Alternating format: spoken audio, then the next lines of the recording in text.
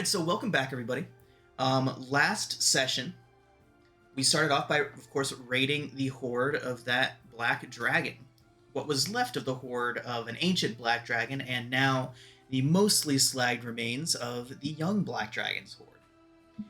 But after splitting your rewards with your new accomplice/acquaintance, Mr. Kendrick Oso, you headed on back to Silvery Moon, a teleportation scroll that he had, making the trip far more convenient.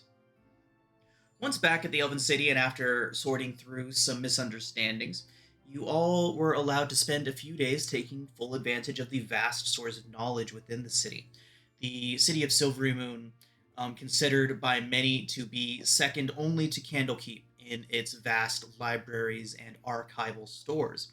Of course, Silvery Moon would say that Candlekeep is second only to them, but that is neither here nor there. But they did allow you to search through those archives and those libraries for whatever interested you, and you were all able to find out quite a few interesting things about your potential goals, where you might want to go in the future, and so on and so forth. After you had exhausted your ability to find information at Silvermoon, you all returned to Candlekeep, where things got a bit interesting rather quickly. When you first arrived back at Candlekeep, you interrupted Kravis Undwilm, who was just in the process of seeing off several figures clad in black cloaks, their faces hidden. When questioned, Kravis became rather defensive, saying that it was well below your station to know of such things. But luckily, before it could turn into any sort of major confrontation, Sprig arrived with cookies, as she always does, and managed to defuse the situation. And she was able, after Craven left, to explain to you that there is some operations going on in near the Sea of Falling Stars on the eastern shores of that great body of water, and that Kravis was in charge of dealing with some people that may or may not be infiltrating let's call it a less than benevolent governmental system that operates over there. But Sprig had more urgent news for you all. After briefly describing what Kravis might have been up to, she had urgent instructions for you from Great Reader Flattergast himself. The Great Reader instructed you all to immediately proceed to the Firefly Cellar. There was something there that needed your attention, and when you arrived, it seemed that that something was a simple renovation project. The old caretaker of the Firefly Cellar, a very old, nearly 700-year-old elven woman by the name of Varnir, was in the midst of renovating the place, and assumed that you all had arrived to help her with that.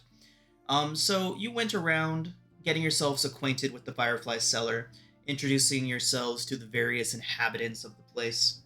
Found out that there was 5 people that were essentially more or less living down there in the cellar during the renovation period.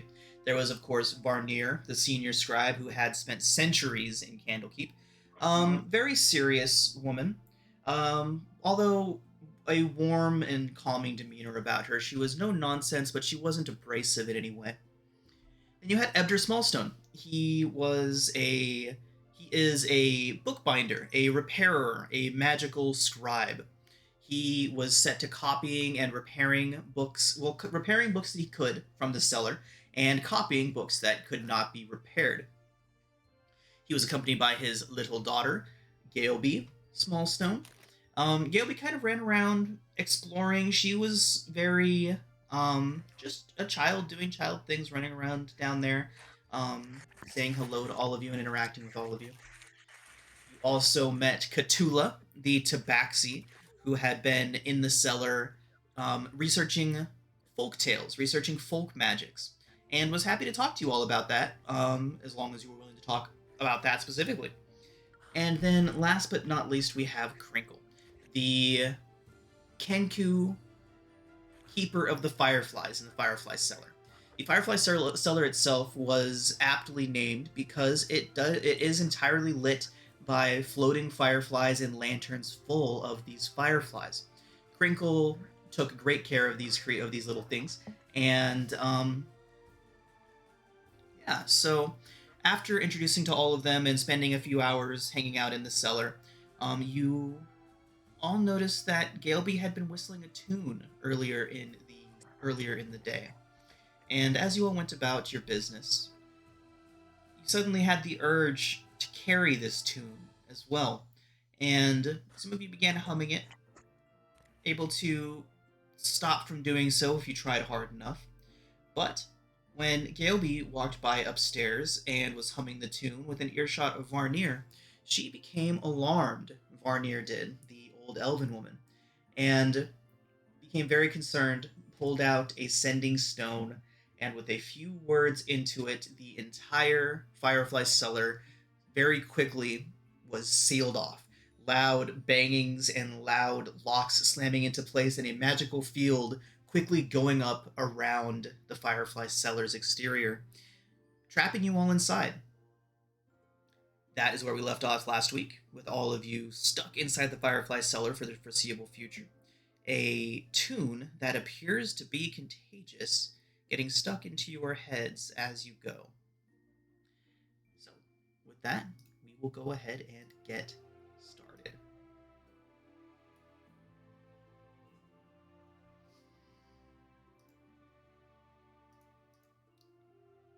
All right, everyone. So we begin right after all of those magical locks slammed into place. I believe most, if not all of you, are up on the main floor right now with Varnir. So, after all of this happens, what do y'all want to do? Immediately try a door. Scar's drinking and eating bacon still. Is it like arcane locked or something? Well, you all know of only one true entrance into this place, so a hatch did close up there. You heard that hatch fall into place. So are you approaching the hatch? Yeah, Wait, why did they lock us in? because So- of the earworm. They don't want it No. to spread. Yeah, but an earworm's an earworm. Everybody gets an earworm. Maybe it's a magical earworm. What's special about this? Varnir, what is going on? So, Varnir would be able to tell you all. So she would kind of hobble over, and she's like, "Yes, it's been quite a long time since I've heard that tune, but last time, I do believe it caused a large portion of the library to go mad, Just a Ooh. song. like Mad? quite literally insane. Yes." Oof. Okay. Like gnawing their arms off, gnawing somebody else's arms off, mumbling in a corner. What type of insane are we talking about? It was a long time ago. When I first arrived at Candlekeep, the Avowed were concerned about a singing madness. A book merchant had been afflicted with it and was put in isolation in one of the far-flung corners of the castle. After several Avowed began singing as well. Varnir pauses and kind of frowns a bit. Is this the far-flung corner of the castle that he was isolated in? Oh, I don't know. It was a long time ago. I don't know what happened to him or the others. That's 600 years past now. Okay, book merchant. My guess is it's probably a book that's doing this. That was- Oh, go ahead. That was Nathaniel's suspicion as well, hearing that it was a book merchant. But if it's 600 years old, he's unsure if there actually would be a record anywhere nearby to try to cross-reference. And I think all the records probably are not in this room or not available to us at this moment. Can Releve approach, what's her name? Galeby? Galeby, the child, yes. Hey, sweetie, where did you hear that song? I don't remember. Well, that's okay. Can you try and think about it, maybe? Make a persuasion check. Yes.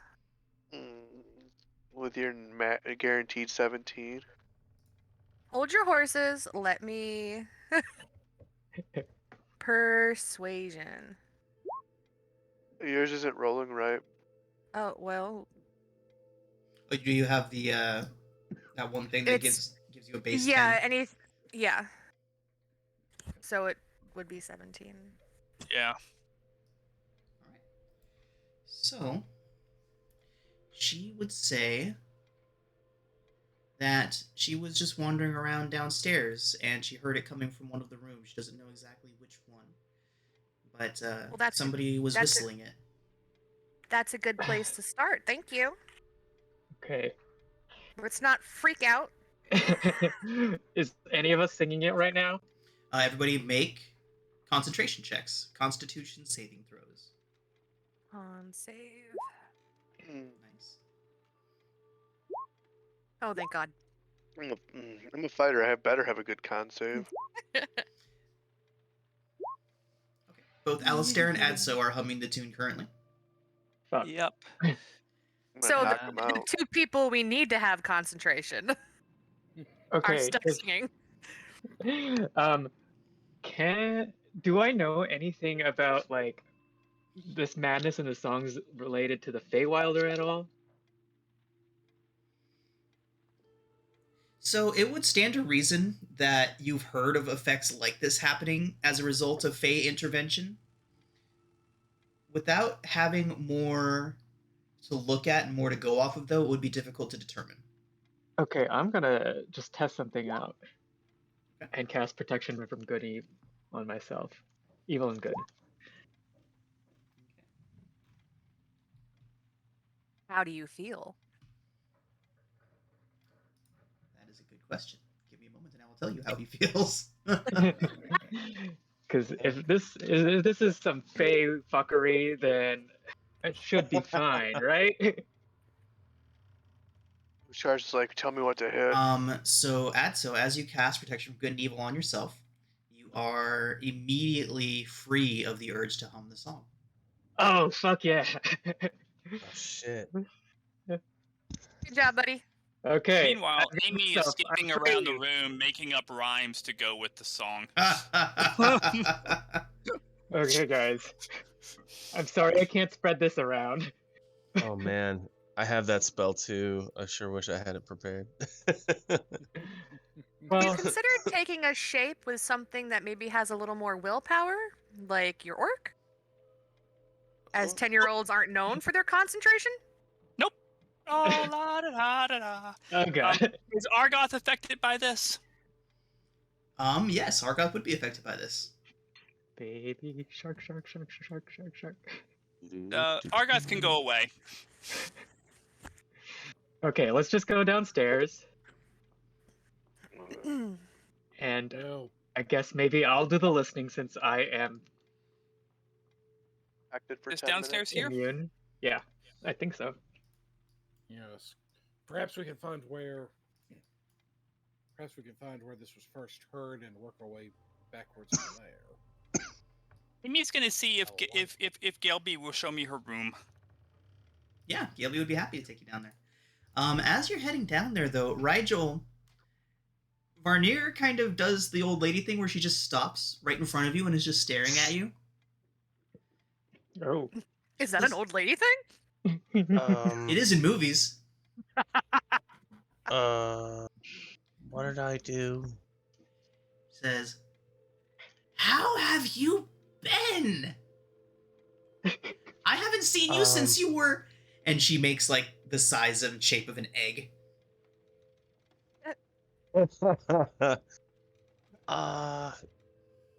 Wait. Do I know her? You fell I'm asleep sorry. last week. Oh, I'm it would be totally... It would make total sense for you to forget. No. I haven't seen you since you were left here at the gates. I was the one who brought you inside. You Aw. were? Yes, I was.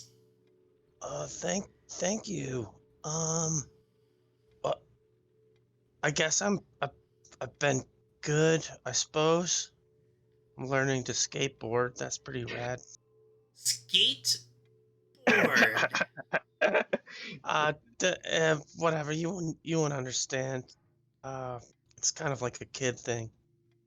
Anyways, no, I'm good. How are you? Yes, I'm great. I've been here in the Firefly Cellar for... It's been 82 years. I just so happened to be lucky enough to be at the gates the night you arrived. That's quite a coincidence. It is. Have you had any luck finding those 2 Dragonborn that left you here? Not really. No. I mean, do you know anything about them? No, I don't know. I haven't found them. No, I don't know much. They were speaking of a great and terrible battle to come, and that you couldn't be involved, and then they left. Somewhere yeah. Jeez. Well, that's. Oh man. Well, I don't. You Yeah, I have don't know plenty of anything time to about catch up that. further. We're neither of us are going anywhere. Yeah, it seems so. We'd really like to maybe get out of here, though. Oh, I can't allow that. You can't allow that. No. Can't or won't. Well, why not? I don't understand. Well, you see, the song, and she's having no outward sign of trouble concentrate or on trouble keeping the song out of her head. She seems very calm about it, but she goes on and she says, "Well, the last time, we nearly drove half of Candlekeep mad before we isolated the afflicted. Can't risk that again." Oh, I get it. So you're kind of like the gatekeeper for the crazies in here. Please don't go crazy. I would appreciate it very much. Okay. Wait, why isn't she affected? Yeah, like what? Oh, go ahead. She would say, "Oh, I am. I feel the song in the back of my head. It's just years upon years, decades, centuries of tuning out makes it a bit easier." We don't really have that long, I don't think. Well, I don't.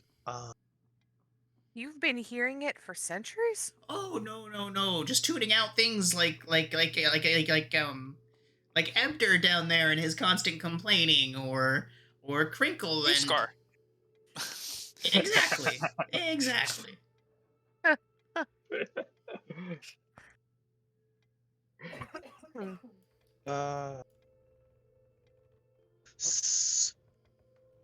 Oh boy.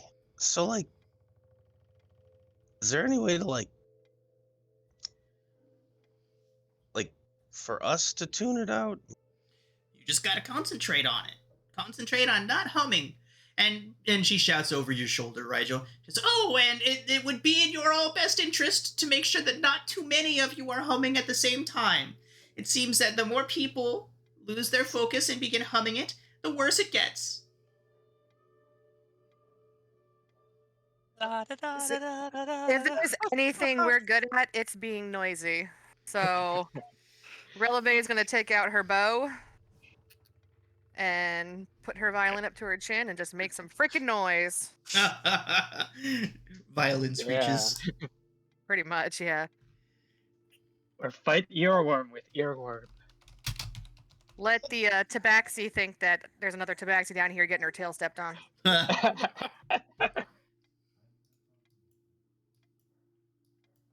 All right, so heading downstairs.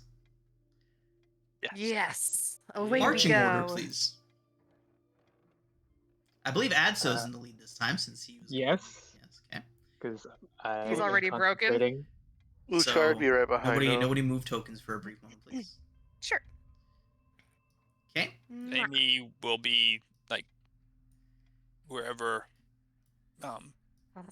Yobi goes, Oh shit. another little kid.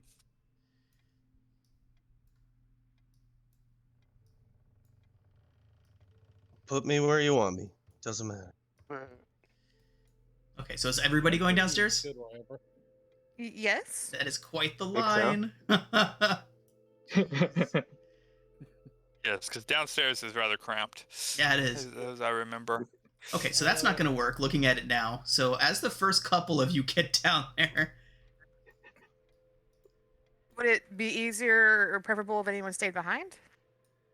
you guys, you can all head down there, but this happens as the first group gets down there. So Okay. Adso, Uskar, and Amy and Galeby, as you all turn the corner there, start walking down the hall, and it's empty at first, but then around the corner comes Cthulhu, and she has got bags, she's got books slung over her shoulder, and she kind of just like falls out into the hallway. She's like, Odd, what's happened? It's all those sounds. This is rather frightening. I think it's time for me to go. I don't much like the claustrophobic feeling that's just come over me. I'm just gonna leave. What do Excuse you me. do? I'm sorry. I don't think they're gonna let you.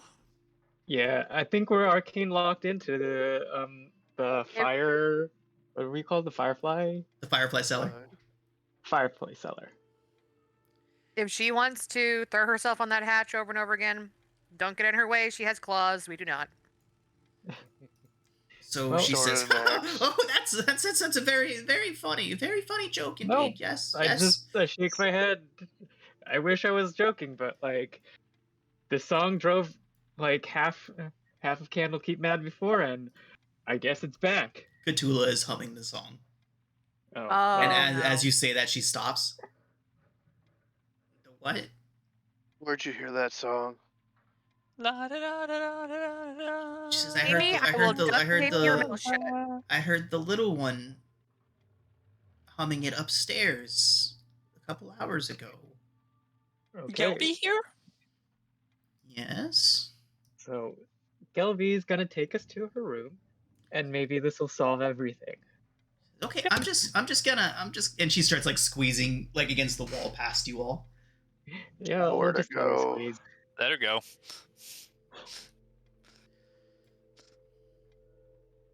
Come in, Gelby.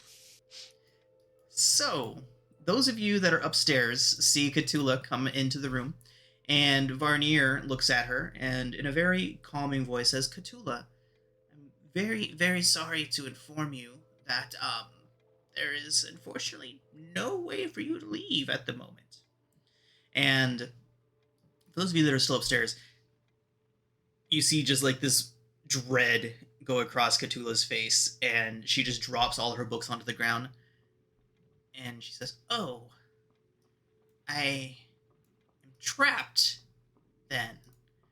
And Varnier kind of looks at her and sees the distress and says, No, just temporarily inconvenienced. Just relax, it'll all be fine."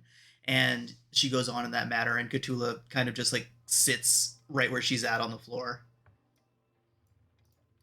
Hey, we're gonna take care of this. Don't sweat it. Cool, I'm not sweating it. I'm perfectly fine. Perfectly fine. And her eyes are just like huge. Oh god. Oh, wait. Sidebar. Is she the one who was looking for a way to make deals? Yes. Shit on toast. Okay, noted. Make deals? For what? She was trying to be, she's from a family of sorcerers, and she doesn't have any magic. So she was interested in Oh. warlock deals. I suggested she needed a patron. Well, maybe there's an archfey around. It's causing Okay. some fuckery. It's gonna be fun. It's fine. It's fine. It's totally fine. All right.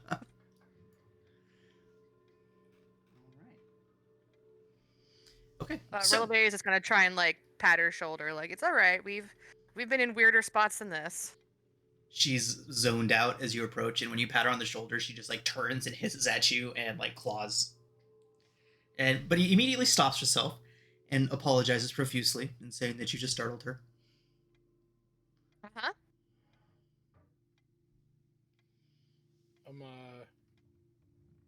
Nathaniel slowly takes out a small pebble, ready to use his magical infusion to do the same little glowing red dot trick like he used with Jar of pickles. Just in case he needs to distract the tabaxi. All right. So, Nathaniel, as you do that, you see her eyes dilate. I have not met a cat that wasn't enthralled by that, at least for a moment or two. So, yes, that does work. So Cthulhu immediately just like hops to her feet, and you can keep her occupied with that for a few minutes. Okay.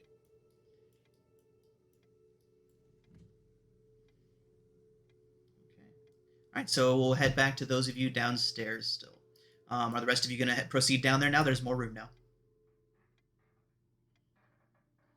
Let's all just get in here. Yeah, just hope that nothing, happens that'll seal you down there. It's fine. As the screen goes dark. Thanks, Sean. The food's down here. It'll be all right, and the mead. Okay, we're good. So is Gelby gonna lead me to her room? Yep. So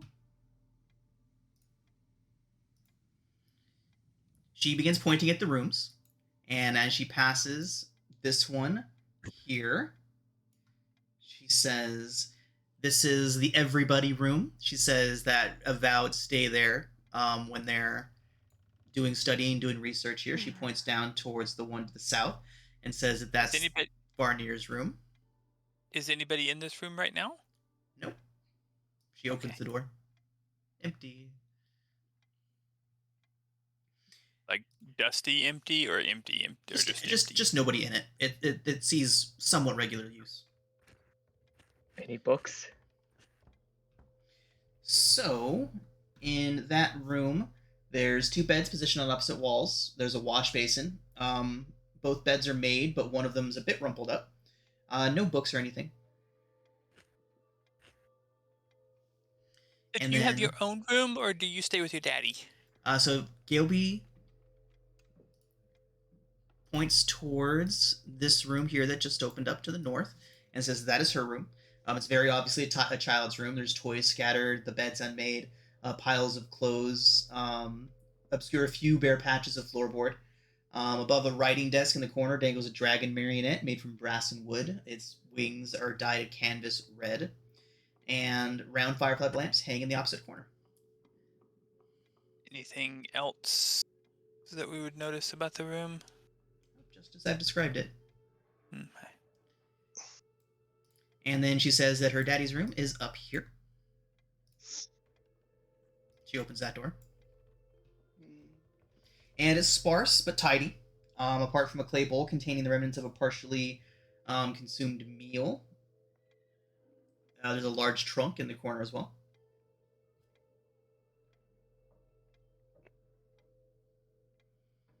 So where did you hear the song? She says that she couldn't quite remember. It was somewhere down here. There's a door Where's the right Canku? here. Yeah, where's Crinkle? She points at the door directly behind her and towards this room here. Oh, sorry, y'all can't see that. Towards this room here. She says that's Crinkle's room, but nobody's allowed in there but Crinkle. She's very particular about who she allows into her room. Have you heard Crinkle humming this song? Gailby nods. Have we heard Crinkle humming this song?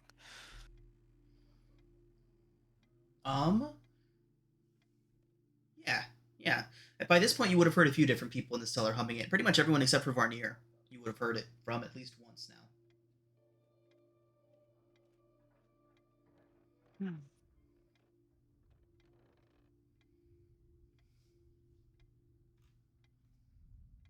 Have you seen anything else strange down here?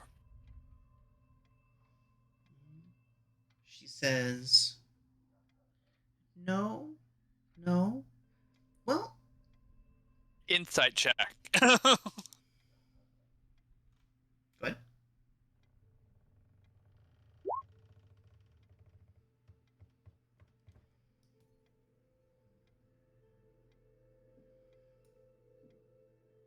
No, I'm not So using yeah, it that so early. she tells you no, she hasn't heard anything. Hasn't seen anything strange or anything else that seems weird? Okay. Okay, so we didn't see Crinkle in the kitchen or upstairs, so I'm assuming that Crinkle must be in her room. You hear a bit Just of check in with her. stumbling in there. Let's go in Yeah. there. Delby, don't be surprised, but you know this isn't what I really look like, so I'm gonna change what I look like, okay? She looks a bit confused, but nods. And I will change to Alizorax. Okay. And I'll Have nowhere I can put the Amy token right now. I'm not sure if you can actually. There we go.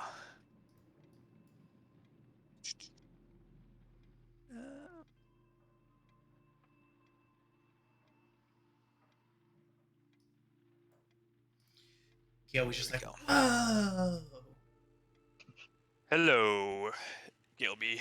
I am Alizorax, and I'm going to talk to Crinkle if she will let me. Boom, boom, boom, boom, boom. Ah! Crinkle, Go away!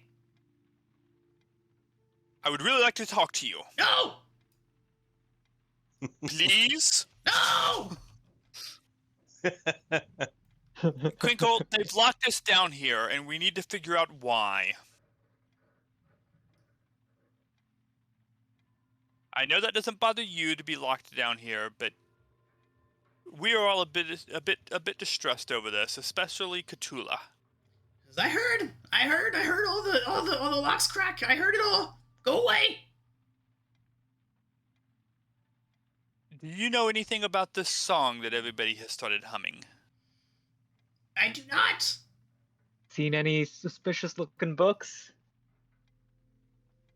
Books that have rhymes? No.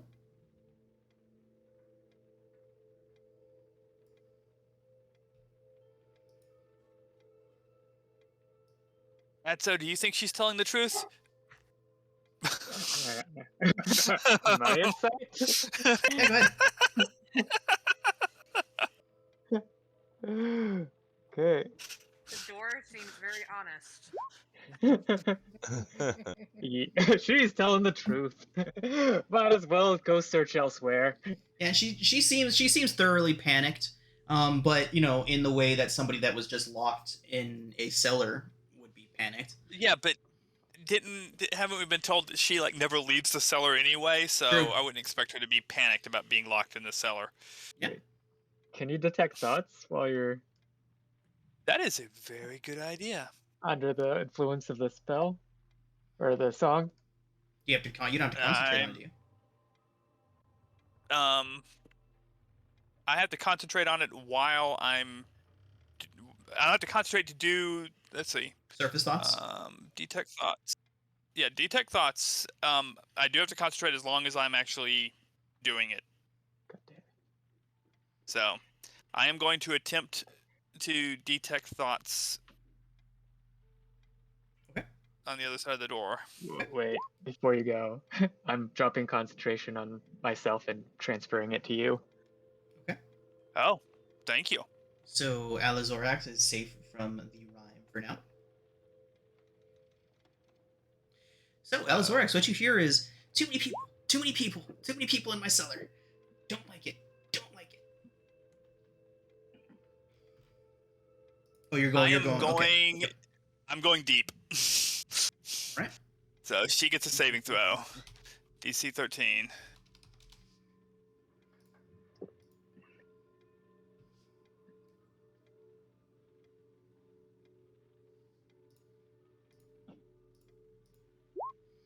She does succeed. And I see that you all saw that, so let me go ahead and get those rolls. Yep.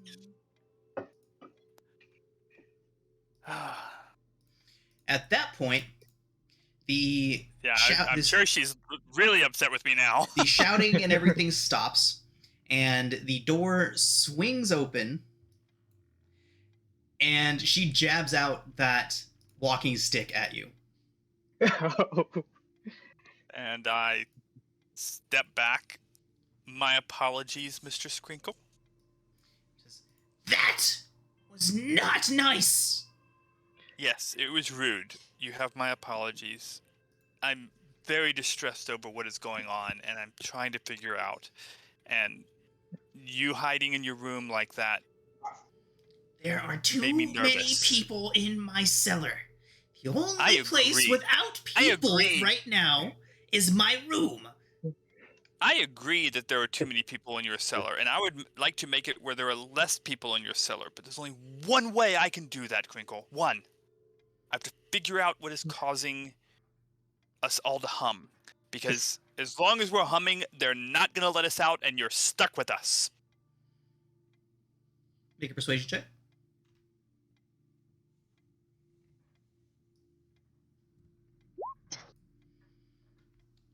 So you see her kind of take a deep breath. She says, I want to help you all get out as well. I simply do not know where this is coming from. I've done nothing, and I would very much appreciate you stop treating me like this is my fault. I will help you how I can, though. This is your... Thank you very much, Crinkle. Varnier mentioned that several hundred years ago, when she first arrived here, that there was a bookseller who brought in a contagious song that caused some distress here at the library, and that they locked him away, and she doesn't know what happened to him. Since he was a bookseller, we assume he might have been bringing in books. Would make sense to me. Have you seen any old books that maybe had rhymes in them or something like that that might have been connected to this bookseller that was locked away? She takes a moment. You can see her thinking about it. And then she shakes her head and says, this place is full of old, forgotten books. Any one of them could be the one that you're looking for. I don't know. Very well. We shall just burn them all. Thank you very much for your time, Crinkle. Scared the baby. Going to burn a library full of books.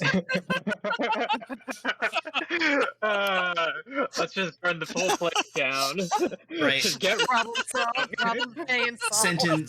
Sentence spoken triggers just like an immediate power word kill on the speaker. No, it's just interesting how like I was confused about the Fireflies at first until I realized like, oh, there's no fire allowed in this place. Right. Fireflies. Oh, because No fire and no ultraviolet light to degrade the inks and pages. that makes sense. Okay. Well, again, if there's something we're good at, it's destruction. I'd rather not. Alex was obviously being very sarcastic and satirical with Right. his desire to burn all the books. But as you're beginning to leave, Crinkle kind of puts her hand out onto your shoulder, Alzorax, and says, have you asked the little one about her drawings yet?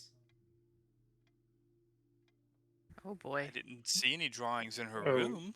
Scary kid drawings? Ask her about them. They Is she still here? concerned me. She's She's in in her her room. room. Hey. And so she's on her bed in the corner, and she is furiously drawing something on a pad of paper. Ooh, Grumps is gonna get next to her, and can I see what she's drawing? She kind of looks up towards Grumps and reaches out to give him a pat. Okay. And Grumps. she's doing one of those things where it's mostly just black scribbles over and over and over again, overlapping on top of each other almost at a frantic pace. and it begins to kind of look like a possibly humanoid form. And she reaches out and picks up a red piece of chalk and starts coloring in two bright red eyes at the middle of this black shadow. That's scary. Oh boy. And Wow. Oh boy. Galby looks up Wow, we go. Gilby. and she's like, she seems to notice you for the first time. She's like, I'm sorry, I won't draw anything scary anymore. And she starts to frantically just start putting stuff away and everything. Wait, No, Gilby, don't put it away. yeah, why are you drawing that? Where did you see that in here She kind of with us? no. Galby, this might be really important. Do you think you could tell us about your drawing? She's got the child that is like desperate to not be in trouble look on her face. Oh, you're not in Yeah. trouble, sweetheart. You're okay. You, however, might be in trouble. Shoot. She starts to reach back towards her papers, and as she does, you all hear a shrill sound tearing through the entire cellar from upstairs, overpowering all other noise. Someone is screaming at the top of their lungs.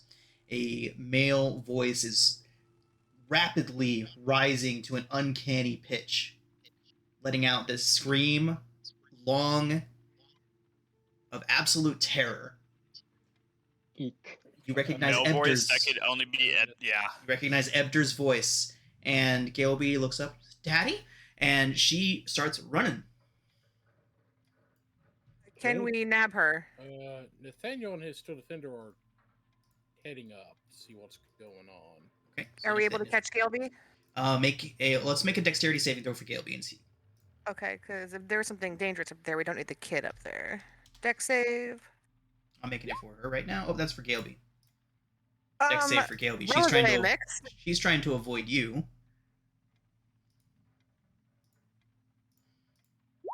Ha! So yeah, Oh, boy. she like practically falls out of the bed, and like you are easily able to catch her. She is flopping around, kicking and screaming, trying to get loose so she can run up to her dad. I'm just gonna scoop her up and hold her. That way she's. I mean, she might not want the comfort, but it's there anyway. Okay, we're gonna check on your dad, Galby. We're gonna see if everything's okay.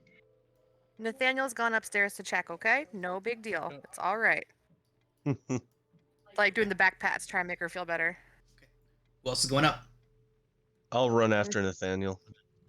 Rollerbade's gonna stay downstairs with the kiddo. Whisker, is this the fight you want?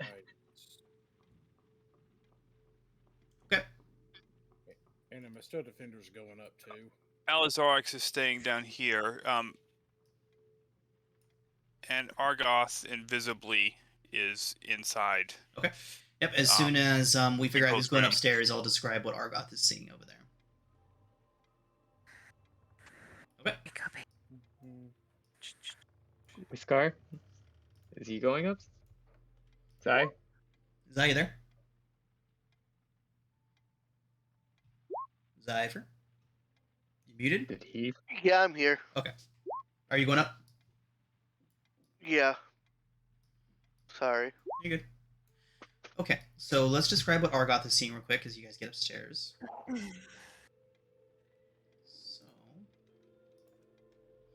The room is absolutely And the crawling with wingless larval fireflies. Hundreds of these tiny glowworms cling to every surface. Real quick, Releve. Crinkle's in there helping you console Galby right now. Okay. So the glowworms cling to everything. They shed a pretty decent light about the room. A canvas hammock hangs between two pillars near the center of the room. An engraving of a goat wearing a crown leans against the north wall. And against the far wall is just the bed. Yep.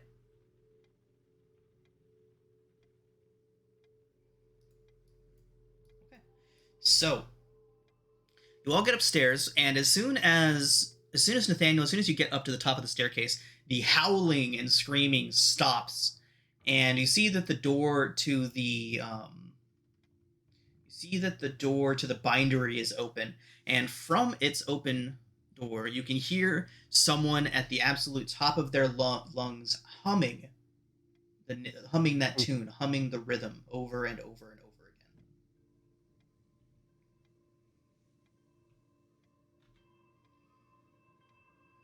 again. I'm going to try to get a little closer to see what's going on.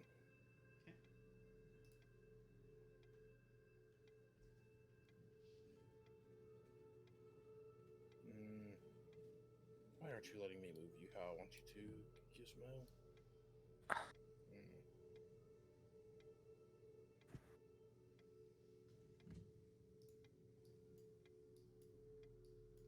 Okay, let's see what I can see in there. So Scar you can sees 3 people. Stop.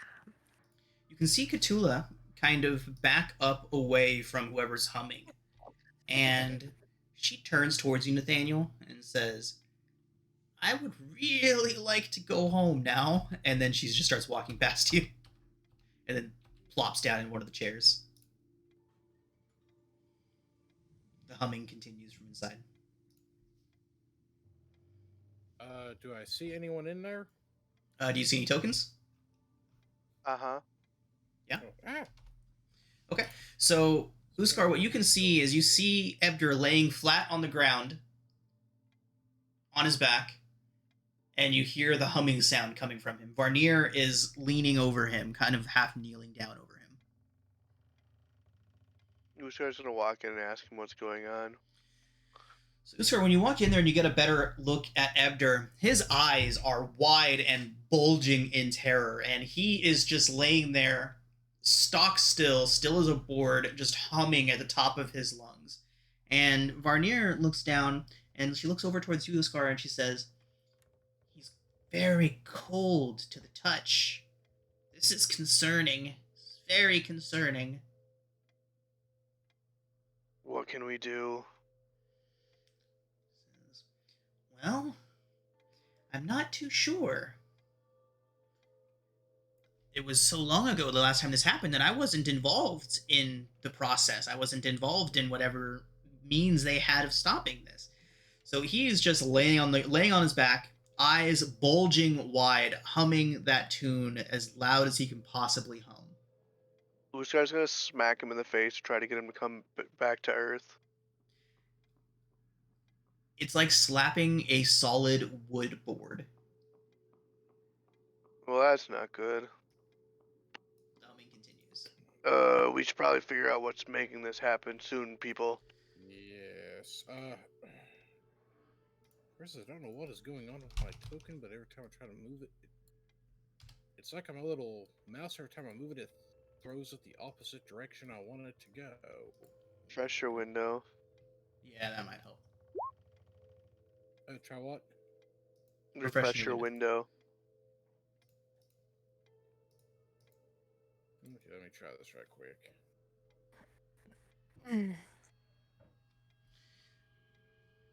So Ebder is humming at the top of his lungs, Uskar, for a few moments after you slap him. And as that is happening, you hear the humming get to this fever pitch where it seems like Ebder's vocal cords are about to tear with the strain. And then, almost as suddenly as the screaming and then the humming began, it stops, and his eyes are just bulging, looking straight out up ahead. And Uskar, he looks over towards you, and a huge, too big smile just covers his face from ear to ear, eye to eye, seeing way too many teeth. It is way too huge. It has to hurt how big this man is smiling right now. And he says, "I'm here." And then Ebder's eyes close, his eyes go dark, he falls back, his body loosens from that stiff as a board state that he was in. And the shadows begin to reach from the walls towards you. We're gonna roll initiative. Oh shit. Do those of us who are downstairs roll initiative as well? Yes, you do. Okay. Oh! Uskar was not ready for this. No. By the way, if you could, comment, if you could get rid of my Alistair token up on the main floor, please. Supposed to roll with an advantage, but I didn't. Oh well. Ugh. I don't think I need to.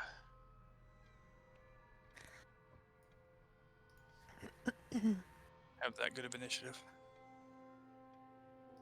Okay. It's been a while since I've been able to bust that. The track in tabletop audio that's just called Haunted is like my favorite spooky ambience music ever, and I haven't used it in like weeks now. It's nice to use it again. No, I want to make sure you saw the things that I whispered to you Oh, yep, I see him. before initiative started getting rolled and scrolled them off the screen. Okay. All right, got it. He's willing to stay in there indefinitely. Okay. Nice. Grumps gets to go first. Can I move? Grumps is just gonna do some reconnaissance and just dash fly as far as he can, which is up to the entrance.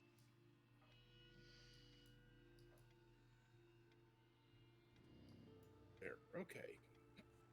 Grumps be moved to the entrance, or I can just move him. Just drag.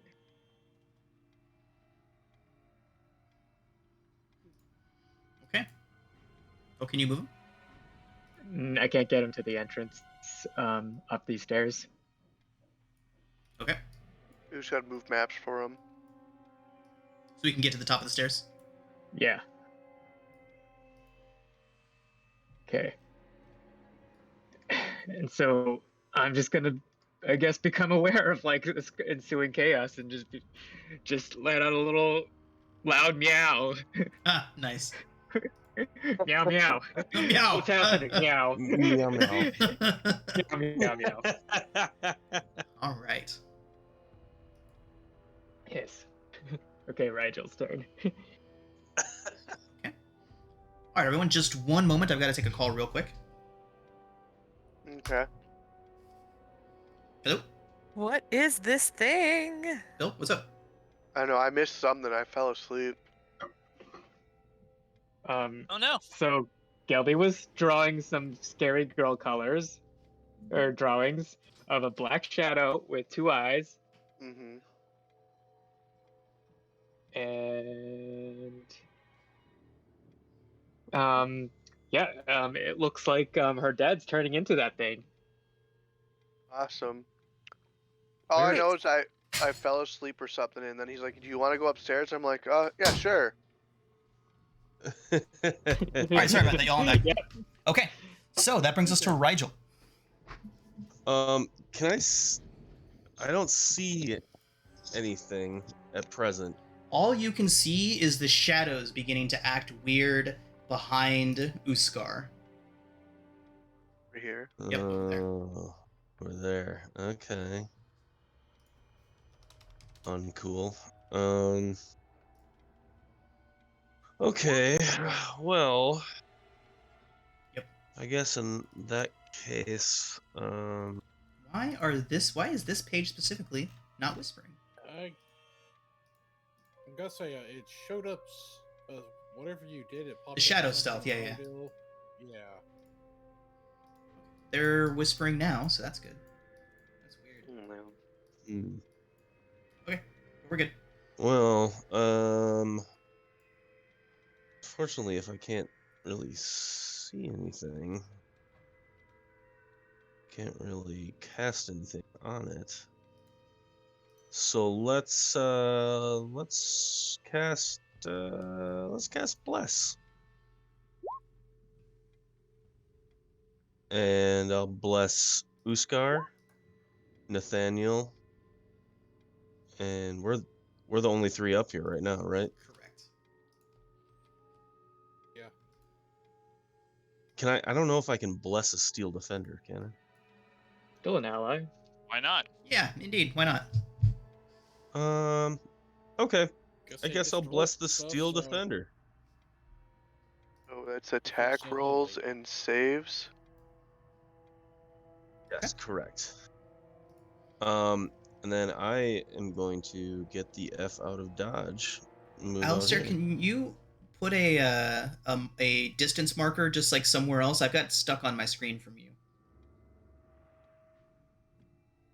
Distance marker. Just measure distance there, literally anywhere. Thank you. Yep, that got rid of it. Yeah, Okay. I had one, like I drew one and it like wouldn't go away, and so I refreshed my screen, and Okay. now I'm seeing distance markers all over the place. That's because everyone's fucking around with them now, as to be expected.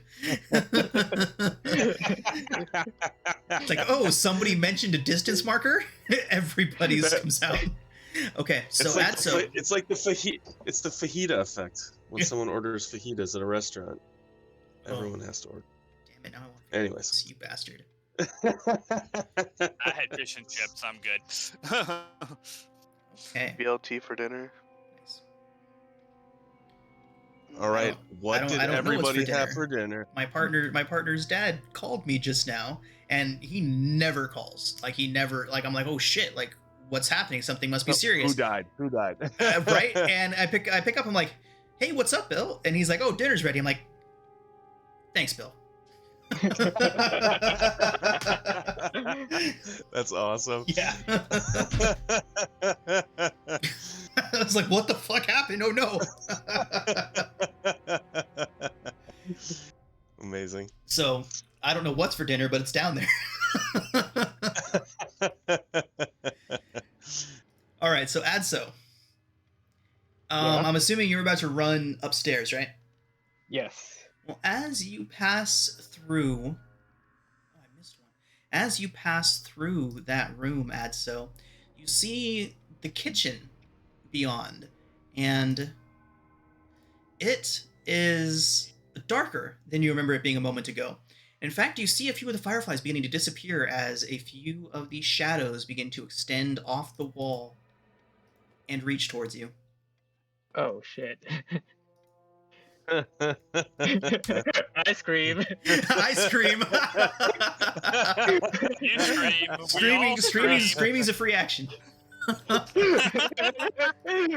I'm sorry, baby. I'm sorry. So it detaches from the wall, coming out from underneath one of the cooking surfaces, one of the counters, and slowly floats towards you. And it is going to reach out what looks like a hand, hard to tell in the darkness and how it's blending into the shadow, and oh, it's only an 8 to hit. Okay, it misses. Yay. Releve? You just heard Adso scream.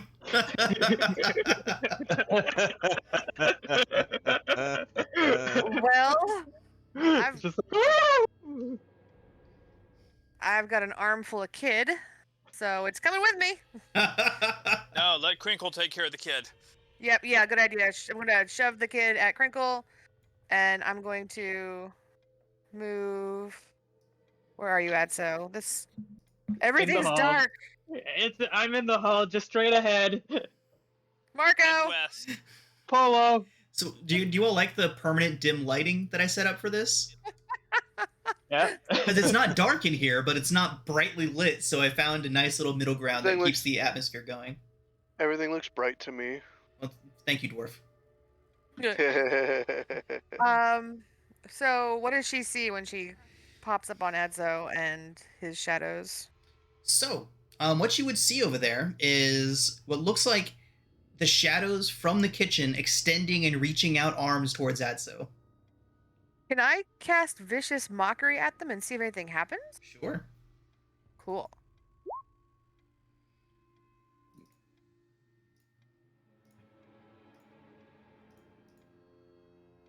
So, Adzo, you're not gonna be scared of the dark. It does succeed on its save, so no effect. Okay. Okay.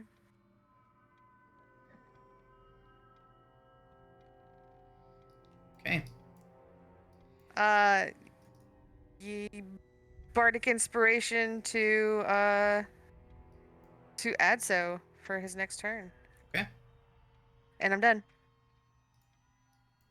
And confused. Alright. And a little ashamed.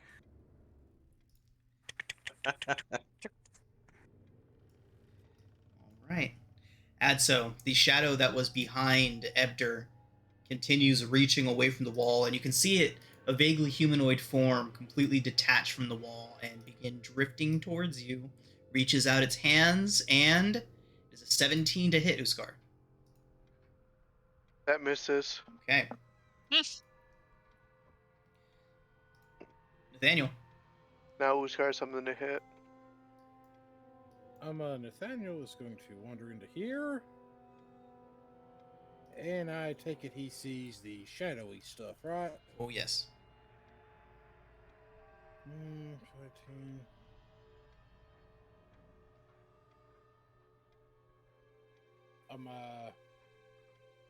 Hold on. Maybe 5, 14. So if I do that, I can kind of get around him. So I see this thing trying to attack Uskar, so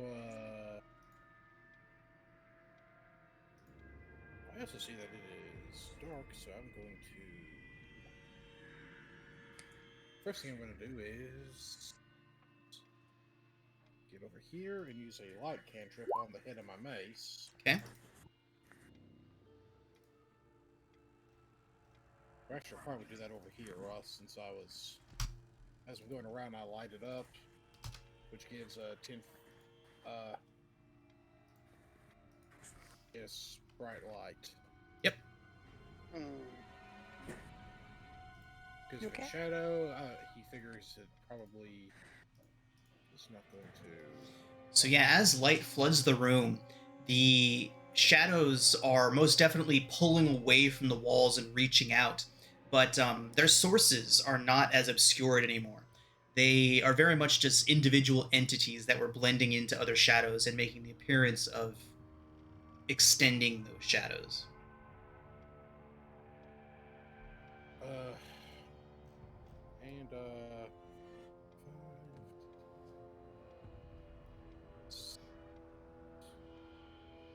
And the Still Defender is going to...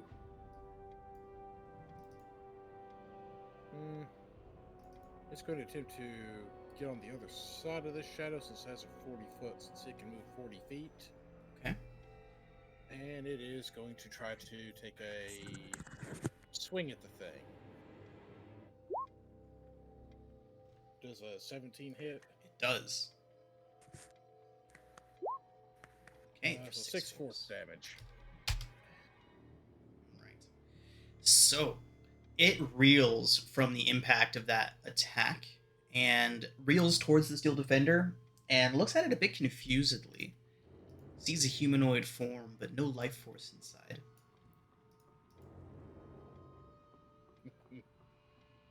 Ha! Keep confusing it. Anything else? I think that's it. Right. Nathaniel, from behind you, one of the shadows that was being cast throughout this room has not dispersed from your light, and a vaguely humanoid shape, purely of shadow, detaches from the wall behind you and begins drifting forward. It is a 23 to hit. That does hit. Okay, good. Yeah, okay, good. Not crit. Not a crit. The advantage roll was a crit, and so I saw big numbers. I was like, oh. But it is still, unfortunately, a very high damage roll. You take 10 necrotic damage. Furthermore, I need you to roll a d4. Oofta. Okay, D4. Your strength score is reduced by 2. Take note of what it was originally at, and manually adjust it on your character sheet. Okay. So as the shadow grabs a hold of you, Nathaniel, you begin to get this overwhelming cold wash over you. You can feel your strength being drained away from you. You can feel your muscles getting weaker, your armor and your weapons become heavier. Adso. Oh god. I'm just gonna shift on over and weigh my options. I can attack, I can teleport, and cantrip, I can attack at disadvantage now with a leveled spell and hopefully kill it?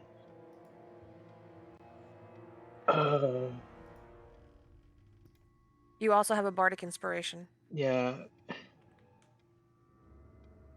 Which adds to damage, right? You can also use it as a magical inspiration, and I will throw that up so you can see it in just Yeah. 1 second. Magical inspiration. Let me see a magical inspiration. I don't think it adds to damage. It adds to what magic that- damage. It does. It does with because of the bard she is. Oh, okay. Add the number roll. That's bonus to hit. Or damage dealt. Okay. You know what? I'm gonna cast Magic Missile at a second level Nice. on this thing. I'm here to help. So that's 4 of these. You can do it. Nice. That's huge. Okay. Oh my god.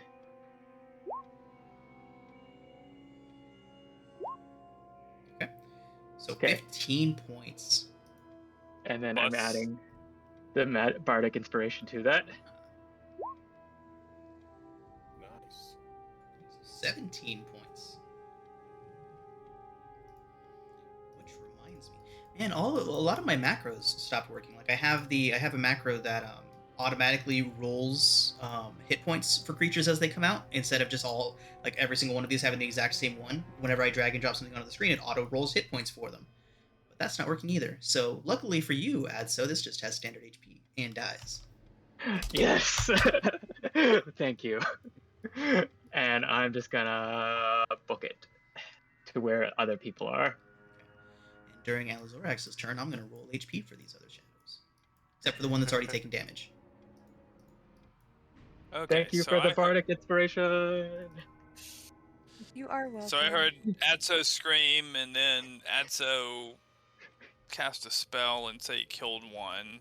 So I run out. That's 5, 10, 15, 20, 25. So at 25, is there anything even left of this thing that he killed? No, as soon as the last bit of damage went through on it, it would have just kind of faded away like a puff of smoke. Is there anything else in this room? Any hint of a enemy? Make a perception I don't check. even know what we're fighting yet.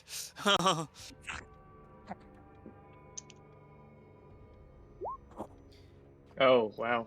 Oh, Zorax, you can see underneath the sink, the shadows are moving in a very peculiar way. Oh, And I Beneath the say sink. to Releve behind me, I say, there's something over there under the sink, and I am going to blast it. Yep. 22 certainly hits. Okay. So 11 that will force? be 11 force, and I am going to shove it 5 feet to the left, so it's out in the open. Okay. oh, I can't see it anymore.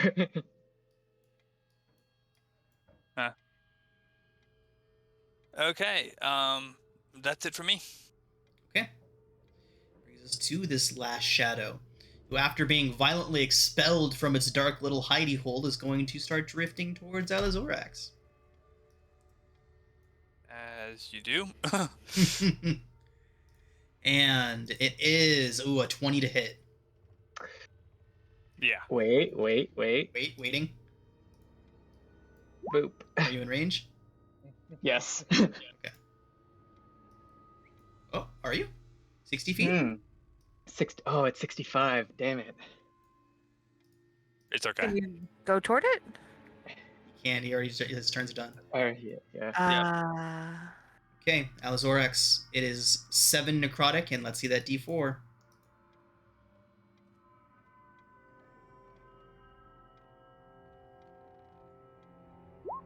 Oh no. Oh my god. I'm gonna look at your strength score right now. How should I be scared? Oh no. My strength is now a 2. Oh no. Wait. Oh, excuse me, a 4. A 4, yeah, a 4. Yeah. Still That's what I'd be at, really too. bad. You can control a ship that die. Can you even lift yourself up? Gosh, I booked it too fast. All right, I'm sorry. Uskar. Right. First thing Uskar is going to do is he's going to bait and switch with Nathaniel. No, my gift didn't work. I gotta fix it. Hold on.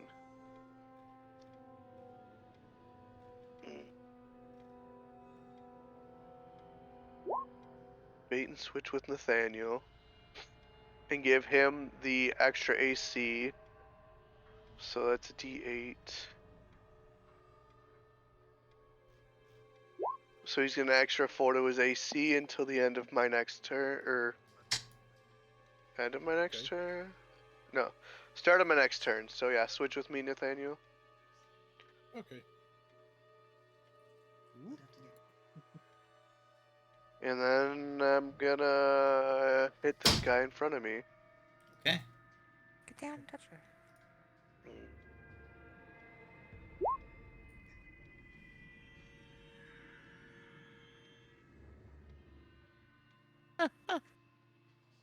I'm Yeah, guessing that's a 24 hit. certainly a hit. All There you go. right, so 15.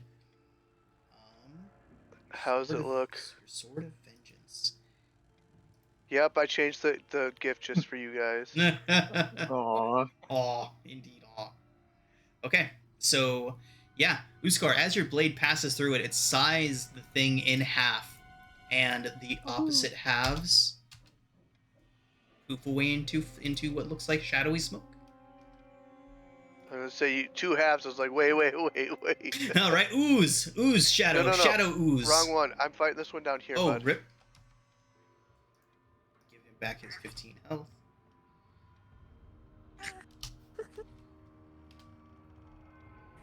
You're cute. So 15 was not enough to take this one down. Okay, he's gonna throw in the trip attack to add that D8 damage. Okay. So add 8 damage. Add 8? Yep. Okay, 8 damage is enough to take it down. Okay. You're handy. Yeah, I try. Time to shadow. So, and then he's gonna move over here. Okay. Grumps. And then Okay. Grumps is gonna fly over here and.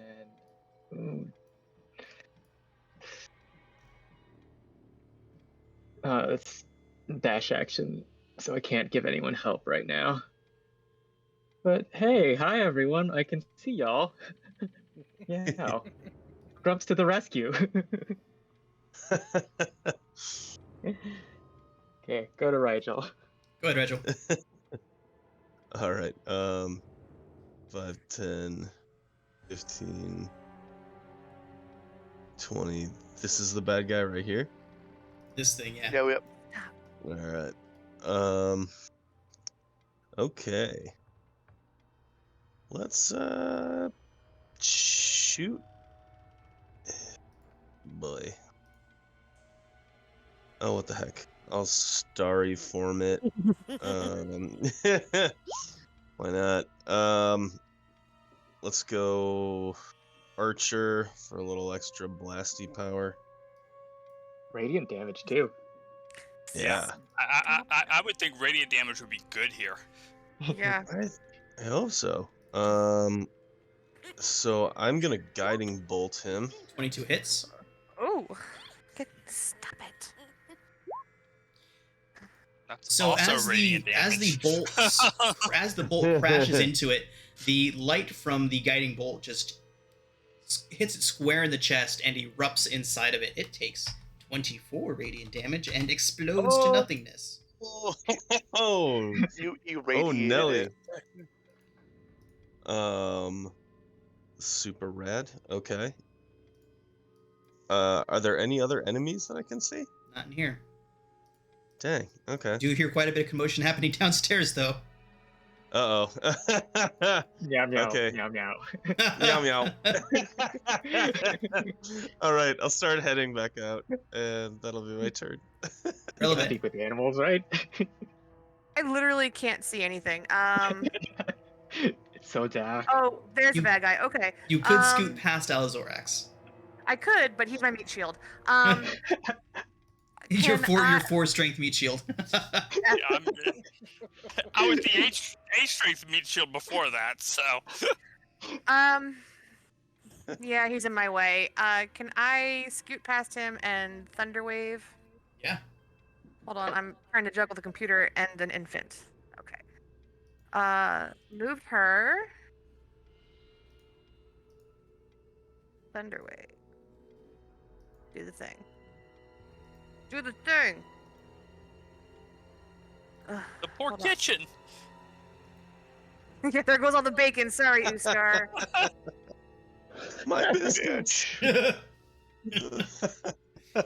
Literally, I'm clicking on it and nothing is happening.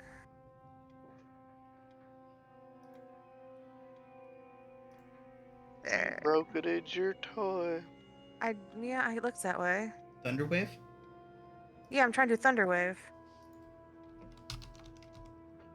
I'm sorry, Sean. I'm No worries. not sure why it's. Probably just something wrong with the APIs.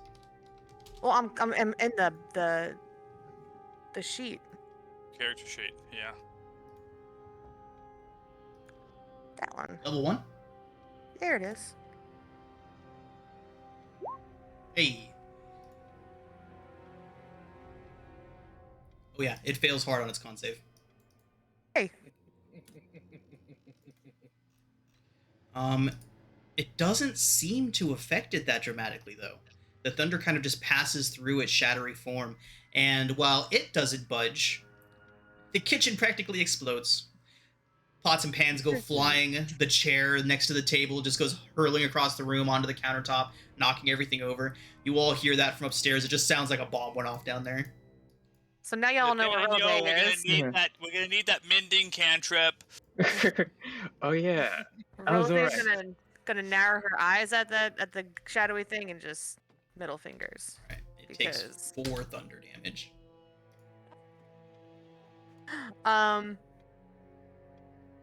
And Alizorax gets the Bardic Inspiration. I'm done. I just realized that Alexorex was still under the effects of protection from good and evil when he took that 20. Oh, It was back. Would that have given it disadvantage? Yes, that would have given it a disadvantage. I'm pretty sure it was double high rolls. Let me double check. Oh goddamn. Yeah, that- it was that's fine. it was a 20 and a 19. But Okay. it protected me from the strength loss, just out of curiosity. No. Yeah, I think it's just the I think attack. that was a 4 you rolled. If Yeah. you had a save against it, it would have protected you. Yeah.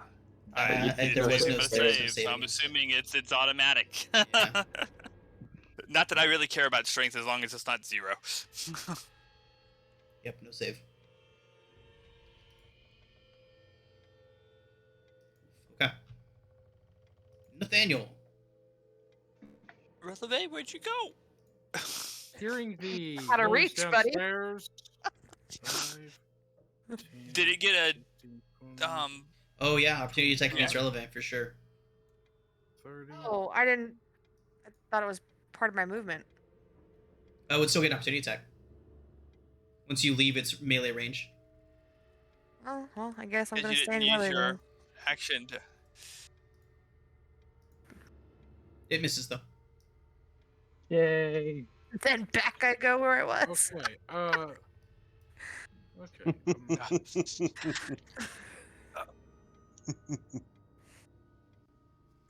Can you stop drooling on me? You're slimy. On Nathaniel, he's going to start trying to make his way back downstairs. Okay. Defender to dash down there and defend who it can. How much movement does it have left at the bottom of the stairs? Ah, It should have 5 more feet of Should have 5 more feet of movement left. okay. There is an ADSO there, so I'm gonna make it to there. Hi. Okay, and as Nathaniel, since he is currently stuck there. Let me check something right quick. It's just I got a couple spells that are somewhat similar, so I want to make sure it's the right one. Give me 1 second.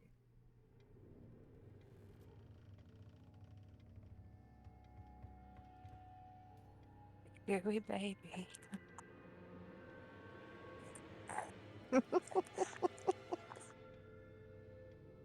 Hey.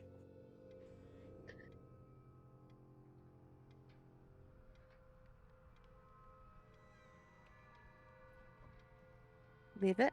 Okay, I see what I want.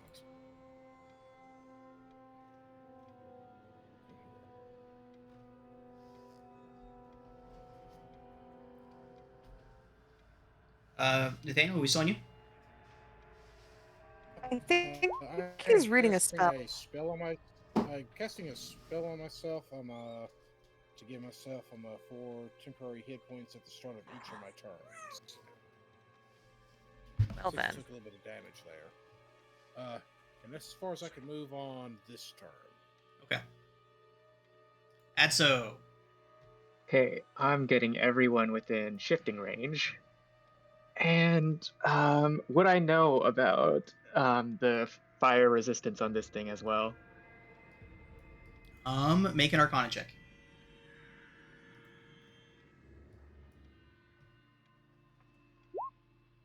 No, you Oh. Firebolt? would not. Mm-hmm. Miss. Miss anyways. Right now. Yeah, that's turn. Okay. Alzorax. Did you forget you had Bardic Inspiration again? I used it already. The light in here is dim light, correct? Correct. Bonus action Shadow Blade. Eh, Mwah.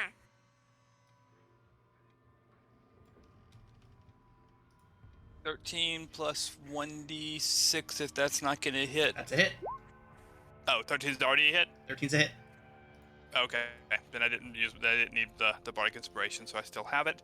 So that will be 9 points of psychic damage and 2 points of bludgeoning damage. And I will shove it 5 feet directly away from me. Okay. Awesome. Okay, so how much psychic? 9? 9. And how much bludgeoning? Oh, never mind. The psychic is enough. And it's all magical. The psychic's enough. Okay.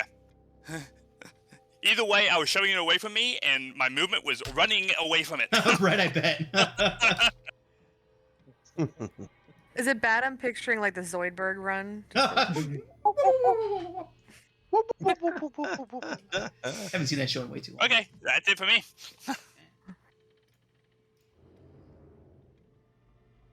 Okay.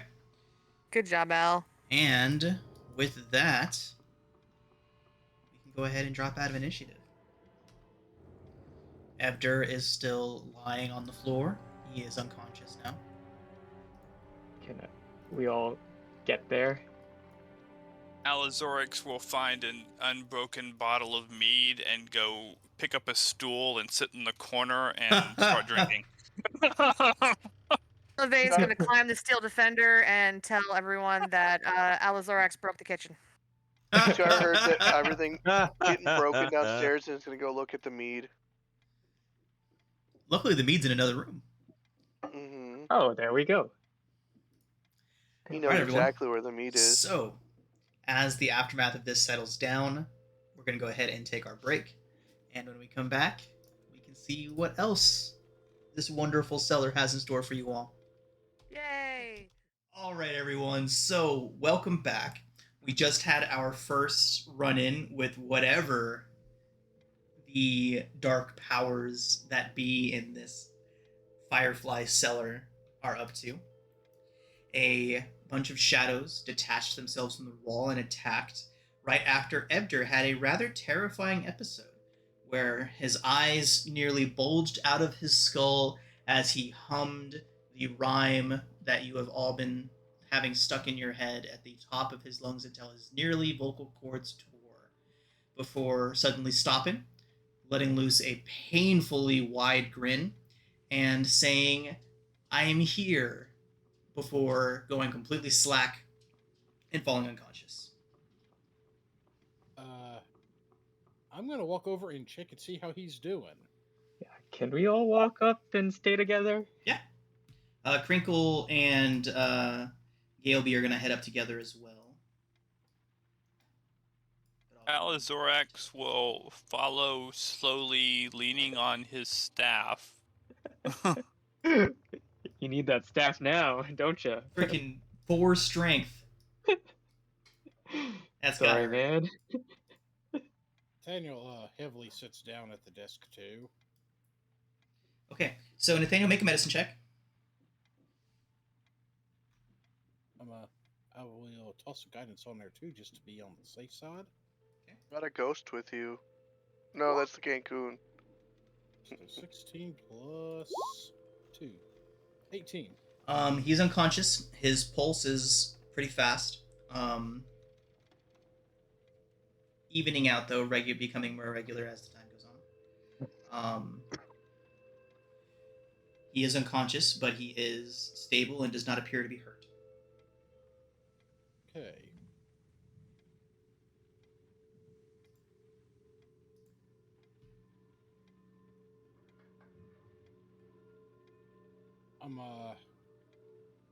I tell both Edzo and Rigel that, since they seem to be the ones nearest me. Okay. And I'm fairly sure that Grumps is going to want the information as well.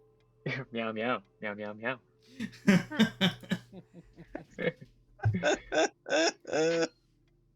Now, Grumps, since you look like a cat, that means he is still alive. You can't start trying to eat him. Hiss meow. His Mao. Anger Mao. Mao.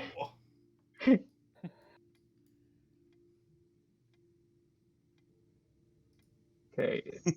Is there any like residual magic lying around? Can everybody please make concentration checks for me? Al doesn't need to. I don't need to, I don't think, because I still have my thing.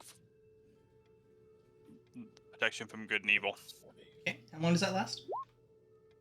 10 minutes. It's gonna be about to wear out pretty soon here. Ooh. Okay. Realizing that everybody has come upstairs, Alizorax will let Argoth know, as long as he puts everything back, he can search more intently. Make an investigation check for Argoth. I will have to pull that up just a second.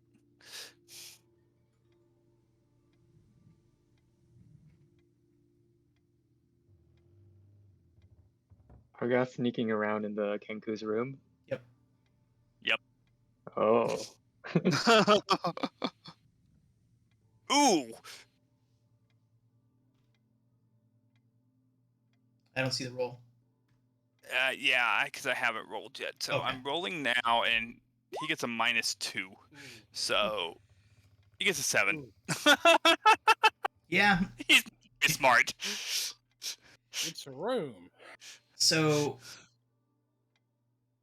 Alistair, why don't you describe to us how Argoth fucks this up? Where it's going to be apparent that he was going through Crinkle's stuff.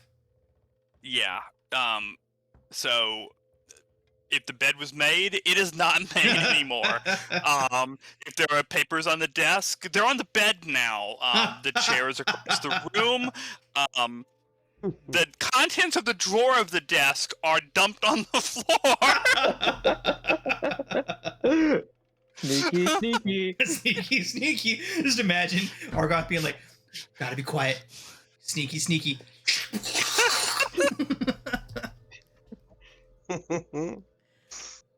All right. So, but every once in a while, Alizorax is going to be like looking through his eyes and realize how bad he is messing this up, and is going to have him draw with anything he can find that can make a dark mark on the wall, a rudimentary shadow shape. You're trying to Before blame you Galeby for this.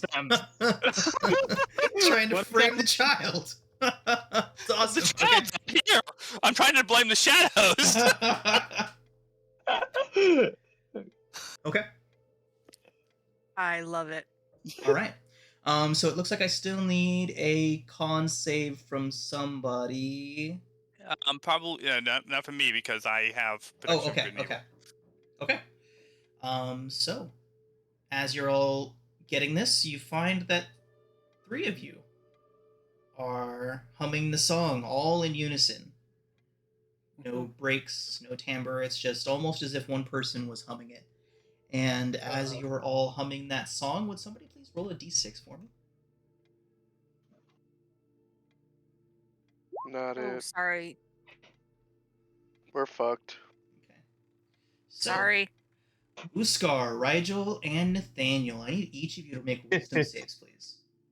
Oh god. Oh wait, I'm not blessed, so get rid of that one. Okay, That blast only lasts for like a minute, right? Yeah. Rigel and Nathaniel. Oh no. Nathaniel, make another wisdom save. Session inspiration. You want to use your sessional?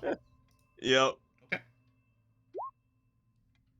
Well, that's better, but still not great. So, Rigel, you feel a brief headache coming on as the song is being hummed and is filling up your ears, but you squint past it. Nathaniel, you also feel a bit of a headache coming on, and you start to get a little twitchy in your right arm. It starts to kind of fidget just a bit. And then, almost too quickly for you to register, a sharp, blinding pain rockets through your head. And you take 4 psychic damage, and your arm jerks almost as if being pulled by a string, and you have to make a melee attack against Adso. Oh, yay. Thank you. I appreciate it, man. I try to help you out. One thing, how long has this been? Has it been an hour yet since combat? Since combat, no. Okay, if I recall correctly, I think.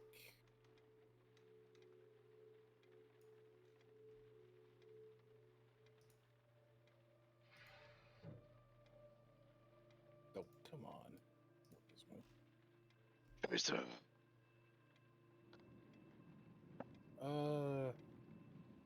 Yeah, so 1d4 plus 4, so. Okay, so that would take off. Oh, crap, I forgot to roll it. 1d4 plus 4. What was that for? Basically, one of the spells a spell I cast on myself when I thought I was gonna have to fight downstairs gives me temporary hit points on each of my turns for up to an hour. Okay. So it's 4 plus 1. So I was just kind of seeing what it was going to replenish after the little psychic damage hit them. Got it.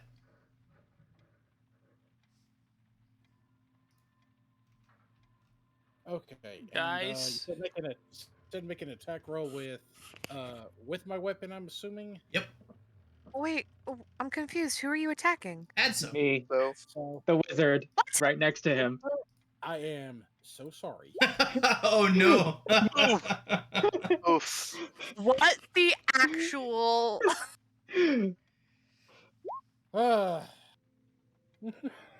6. Okay. So you all Could've been see worse. Nathaniel, like his hand is kind of a little twitchy, and it suddenly goes to his side at the mace, and then just rockets out and cracks Adso across the top of the head with it. I'm just like, what the fuck, man? Be cool, be cool. I'm staring at my hand in horror, and I'm trying to do the little. Still runs away. Yep. Ash versus the when Ash's hand is possessed. Oh God, yes, amazing. And, the problem hand being moment. the problem being I've not recovered from that strength drain, so my strength currently is an 8. but it doesn't hurt how hard I swing it because Int. I am a Oh no. You get the int bonus. Yeah. Luckily, you rolled a 1. Yeah.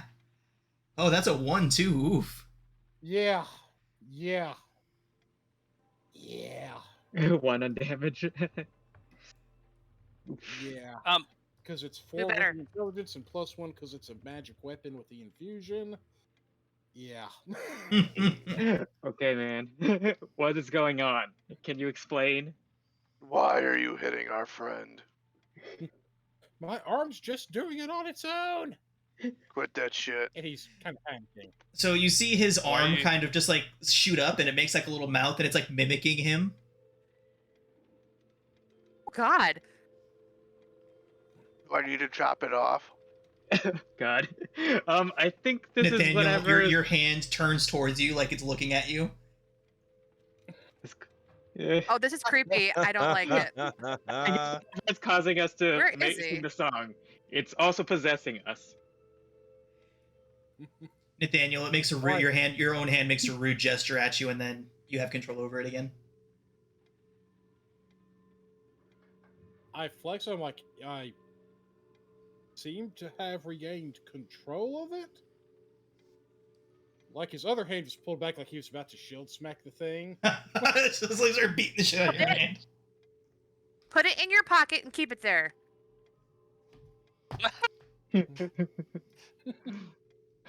I secure That sounds my, like a mother speaking. Yeah. I secure my morning star on the back holster so the head's still shedding light, and then I do like stick it in one of the pouches, like stick it under my other arm, and like in my armpit and like pin it down to myself. So soon after all this happened, Gailby would have ran over to her dad and been very worried about him. She's glad to see that he's not like hurt, but she's obviously quite concerned.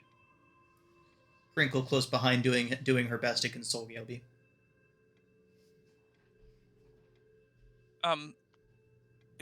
Everybody, I'm very, very tired. And I would also like to conduct an experiment. So I'm going to disappear for a bit. See you in about an hour. Oh, okay. Bye. And he turns into a whirlwind of dust, and a little crystalline bottle just drops onto the table in front of him, and he's gone. But you are no longer under the influence of the rhyme. You do not feel the urge I take a to short sing. rest. Okay. At least I take a short rest, assuming during the next hour no screaming or anything like that occurs. Because No. Yeah. screaming I can hear, and I would, if it sounded like I needed to come out, I would. Okay, got it. Okay. So you can tell me when I would have completed a short rest. Okay. I think. I don't know if the rest of the party wishes to attempt to do the same thing, but if not, we need to. We gotta figure out what the hell's going on. And possibly see if we need to do a. If we do a short rest, I've got Song of Rest. If we do a short rest, I've got a rope trick. maybe Also, we can it do one. is important to note, if everyone remembers the timeline, it is very quickly closing up on 24 hours since anyone's taken a long rest. Oh, really? Yeah. Oof. The last long rest you took was wow. The last long rest you all took was before you fought the dragon. No, you took we him took a at long rest. Silvery Moon. You took him at Silvery Moon. So you took him at Silvery Moon. So the last one would have been before your last day at Silvery Moon. So It's been almost 24 hours. it has been almost 24 hours, right? Well, Maybe we should go to sleep. not with this shit going on. Yeah, we gotta find whatever's making this happen. It's a book. So I say we just go through all the rooms and look at books. Ushar just says to burn all the books. I would suggest that we also. Gilby source throws a book supply. at you, Uskar. I mean, not Gilby, Varnier. He just attempts to catch it. All right, make a dex save. It's not the book, is it? That'd be Oh, handy. gosh. He gets hit in the Wait. face. What's her name? Venier was doing research on folk tales, right? No, that's Cthulhu, like Tabaxi, who is under the table right now. Oh, okay. So Cthulhu, her. did you go and find any books about folk tales or with rhymes? With rhymes? No rhymes. Lots of folk tales. Lots of folk tales in here. Okay, any folk tales about like shadowy figures with 2 eyes? Have you read folk tales? They've Okay, all got shadowy okay. figures with bright red eyes. Okay. Never mind then. That was a dead end. I thought I made a connection here. Lying. You make an insight check if you want to, Scar. Nah. I would suggest that we might need to. I don't know. Probably. Ask the What? doc- Oh, sorry. Go ahead. Probably need to ask the daughter some more, considering the fact these things have attacked her dad. Well, she's been drawing pictures of them. That's a. Yeah. Mm-hmm. Like, where has she seen these things before? Mhm. Alistair, no, because you are on a different plane of existence, technically. Okay. I figured that was the case, but I was going to check. Would this book be emanating magic? Could it detect magic? Be able to suss it out if we look through everyone's rooms? I just feel like this place probably half the books do that. That is Yeah, the but- case. If looking through the rooms, at least we would know if it's not in the. If Okay, not in the library. The creaky background music is. Like the Okay. ticking? I like the ticking.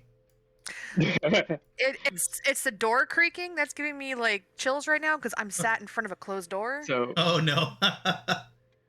So I'm gonna ask all the people who live here if I can do a magic search through their rooms, just so I can just see if there's anything that sticks out. Barnier, Cthulhu, and Crinkle would all tell you to fuck off. Oh, okay. Well, Barnier would volunteer to do one herself and check her own rooms. But how can we? Fine. Crinkle would vehemently be opposed to this. Okay. And in No fact, one will- would go rushing back to her room as soon as you mentioned searching it. Oh, no. God. Oh god. Well. She And would eventually. once you hear another ear-piercing shriek come from downstairs, and then a door slam. Oh, no. Is your familiar still in there with Crinkle? Argoth is like hiding up in a corner, like up near the ceiling. Okay. Invisible. Crinkle is like turning over everything, looking around, trying to see if anything was taken. And he is particularly paying attention to if she looks anywhere like out of the way, because if anybody has something hidden and think things have been taken, one of the first places they check Yep. is where they had something hidden. Yep. So, I have to check something out real quick.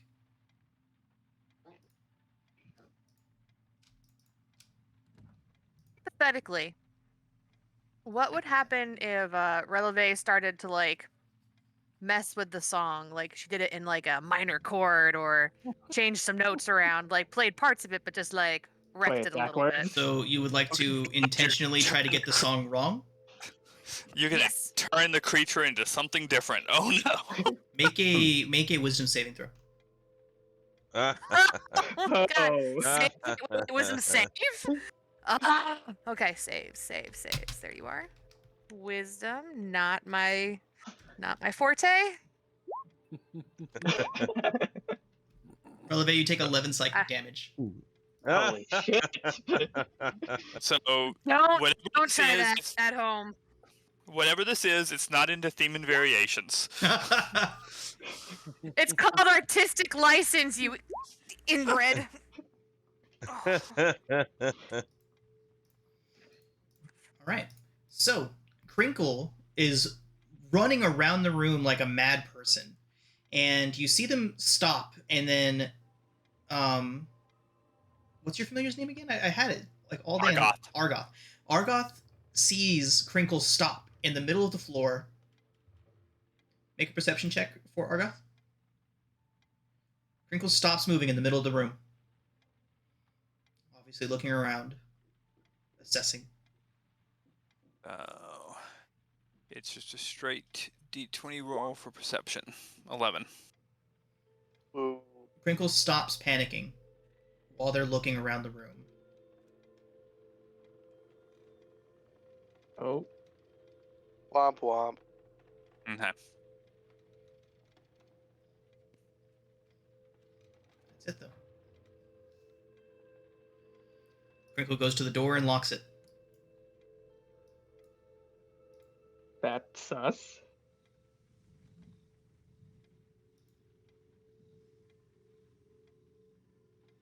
Yup. Crinkle then begins to clean up. Except we don't know any of this. Nope. I don't even know it yet. I'm on a different plane of existence from my familiar, so I just gave him instructions on what to do.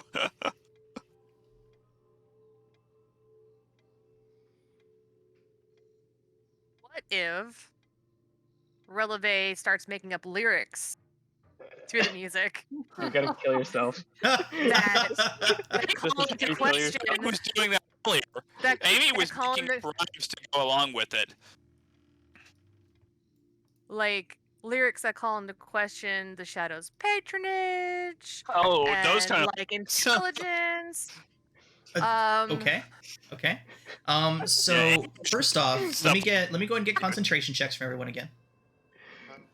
Concentration saves. Yeah. Y'all enjoy those. Everyone except for Alistair. Yes, it's basically concentration saves, as if you were concentrating on a spell. Oh, I did pretty good Okay. on that one. I'm not concentrating. I'm too busy thinking of what rhymes with asshole. You're actually trying to actually work with the tunes, so it makes sense that you would be humming it.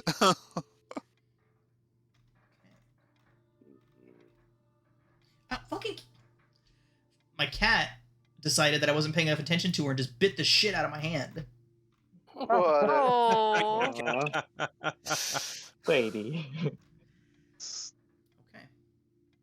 Okay. So, Adso, Rigel, and Releve, you're all humming the songs, and as Releve is attempting to come up with interesting new lyrics that insult the shadows and whatnot, I need somebody, just one person, to roll a d6. Do it. do it. Come on. Is that good or bad? So, I don't think there's anything good on that We'll table. find out together. So- all of the fireflies begin to flicker and dim in irregular intervals, plunging certain sections of the cellar into darkness for a moment or two at a time. That goes on like that for a while. Is that in the entire cellar or just in this room where The entire cellar. Releve is? Okay, so that's something that Argoth would notice. Yeah. Okay. Guys, what rhymes with choke on it? Releve, I do need you to make another wisdom save, as you are intentionally trying to alter the song. You're really gonna kill yourself. Oh no! So another 1d8 plus 3 psychic for Releve. I like just the two committed to the gag to care. So another 4 psychic damage for Releve. Playing her character. But Uskar's. Sorry, go ahead. go ahead, Uskar. Oh, he was gonna say he saw that the cook run away. He wants to see what he was doing. Okay. so you want to go downstairs? Yeah. Okay, let's all just go downstairs together so we don't get ambushed by shadows again. Okay, so Uskar But and yeah, Adso are going so down. we're doing the horror film thing. We're all going together to the cemetery. So far, all I heard was Uskar and Adso. Go down. Someone's still defender just because I don't want to get stuck. None of us want to get stuck solo with this. Yeah, Yeah. getting stuck in a very tiny hallway room is way better. Uskar's gonna knock on the door and be like, "What are you hiding in there?" So Crinkle shouts back, she says, "Go away! Somebody was in here, I know it! Somebody went through my things! Go away!" Yeah. I'll knock the door down if you don't open Could it. it be us? We were all we weren't even near your room whenever. It's probably the stupid shadow things looking Yeah, for something Crinkle. you're hiding. We all have to work together to do this, or we're all gonna die. Or Releve is gonna kill herself, just trying to fiddle with the song. So, let's just, calm down and Okay. Who's Uskar, why don't you gonna make use- an intimidation check? Okay. Start with that. Not very super intimidating. Alright. He's just gonna start using his battle axe as a pry bar to open the door. So you're gonna try to force the door? Yeah. oh, Okay. As you begin to do that, Crinkle swings the door open inward and says, "I said go away!" And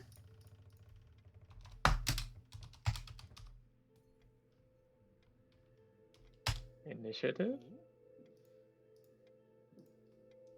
huh, Are we Uskar. fighting Crinkle? You see Crinkle back away from the door, and a spectral ram's head appears directly in front of you. And Oh, does a 26 hit, Uskar? Ooh. Yeah. Uskar, you take 18 bludgeoning damage and are flung 5 feet back into Adso, forcing both of you to go prone. Boop. let's have her reroll that. Of the what? Of the attack roll? Yeah, the attack roll.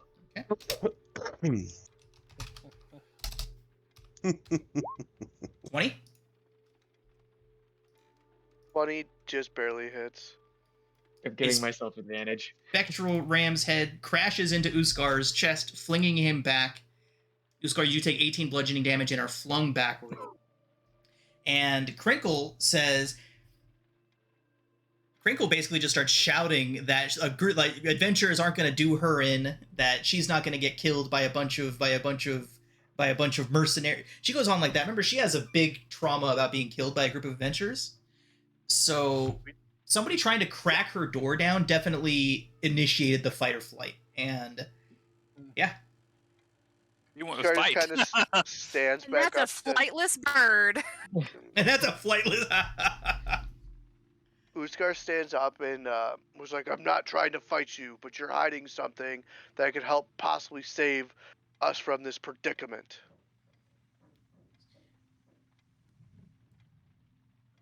As he rubs the last of the ointment on himself, which is 1d4 plus, no, 2d8 plus 2. Crinkle says, "I would never take anything from the library." And what are you hiding, though? Can we actually see in his room, or is it just a wall? You can see into a room. Is the It's door? just- Is it okay? It's just black.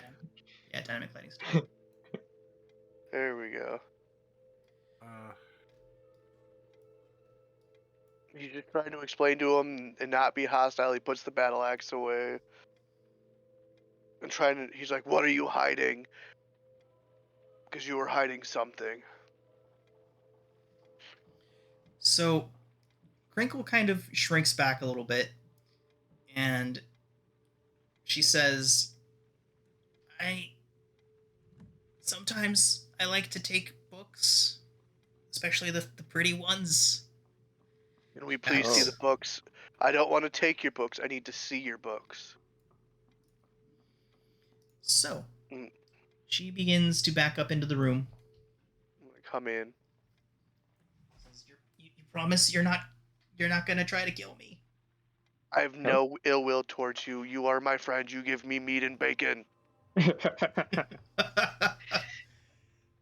Bacon is friendship.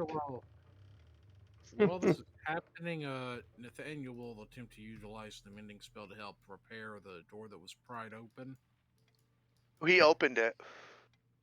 Yeah, and pretty much as soon as Uskar began frying, Crinkle flung the door open and used her Ring of the Ram on Uskar. And we have our ointment's gone. Sorry, guys. He did his job. It restored hit points. So, It's cool. It's not like the bard's in trouble or anything. As all of this is happening, downstairs, Releve and Rigel. Upstairs, Releve, you begin to get words for the rhyme, for the tune, the melody that's been repeating over and over in all of your heads. And as you're humming along with that, Rigel, you also begin to hear a song being sung. And the more you begin to hear it, the louder it gets, until you realize that this isn't in your heads. Cthulhu and Varnir are both looking over in the same direction, and the tune continues to tug at each of your minds a bit, willing you to intone its sequence of notes. But slowly the notes begin to take on the shapes of words. You're certain you've never heard this before, but you're somehow familiar with these lyrics. And those of you downstairs, it happens a few moments later, but you also begin to get lyrics to this song slowly working their way into your brain until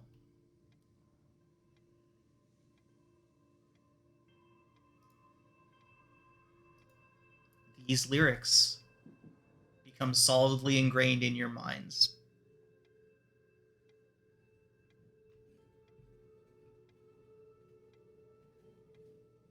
Sunshine.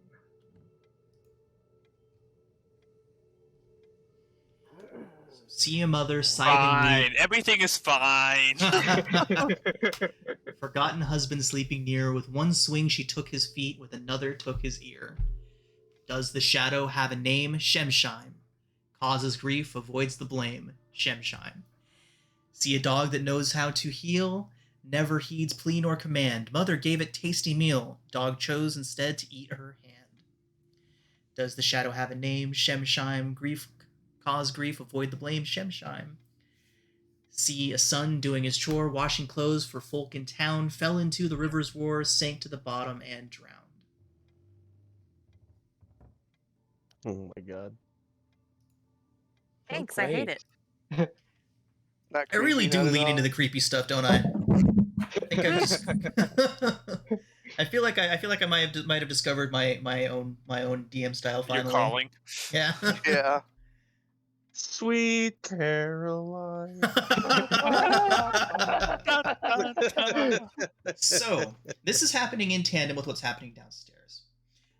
Those of you that are upstairs, you become acutely aware that the song is not only in your head, but somewhere nearby, as a deep and melodic voice is singing these words from somewhere else in the cellar. Is it coming from... Can we pinpoint where it is? Cthulhu and Varnir are both staring towards this door up here. It's up above us. Okay. Oh Well- yeah, Adso, you would not. You would vaguely hear somebody singing the lyrics. That's all you would get. Good luck, guys. Scar's still trying to figure out the books. Looks like Releve and Rigel are up there. Yep. Is Releve with us, or does she have to go off with a infant? No, I'm here. Okay. Which door was that you pointed to? Up here. He said that one. Grr. Rigel can't help himself. Yeah, I'm behind you, buddy. Rigel might want to heal his bard though. Yeah. Grumps is just gonna try and pull Releve a little bit further away. Oh, All right. come on! So, all around this room, fireflies are floating lazily about. There's 3 writing desks against the north wall with a sheepskin rug beneath each one. On one of the desks rests a book beside a stack of paper, along with a stoppered ink jar and a porcupine quill pen. Another desk has a leather case on it. A moldering tapestry hangs off-center on the west wall. To the southeast is a wood-paneled wall with a closed door set into it. A weak yellow glow emanates from under this door, and the song seems to come from within. Step in. Did I just barge into dude's room for no reason? So Crinkle looks around and looks up, and she says, that music, it's coming from my firefly room. My fireflies, please, my fireflies, I'll tell you everything once we take care of them, please. And then she starts desperately trying to push past you. Let's let her through. Well, we're all should probably go with her. Yeah. Yep. Firefly Everybody heading room. upstairs? Yeah. Yep. Yeah. Did you know if you mush these things, you can make a ring out of them? So sometime during all of this happening, Cthulhu would have slipped away and gone upstairs. How would she get upstairs? The door's locked. There's another level, in case you guys didn't Oh, remember. yeah. There's a whole other level upstairs that you can get to. All right, so where are our partner buddies at? They Down went to the south? north. North? Okay, thank you.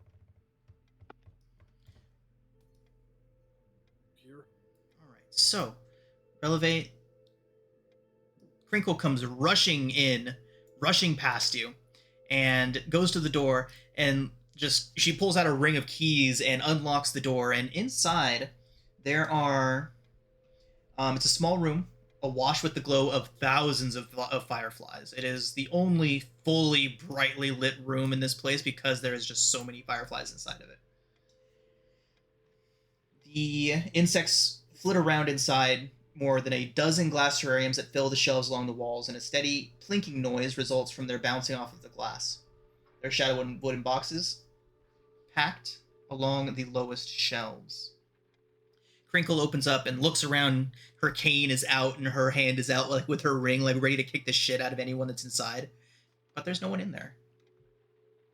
The music, the song, is most certainly coming from inside, though.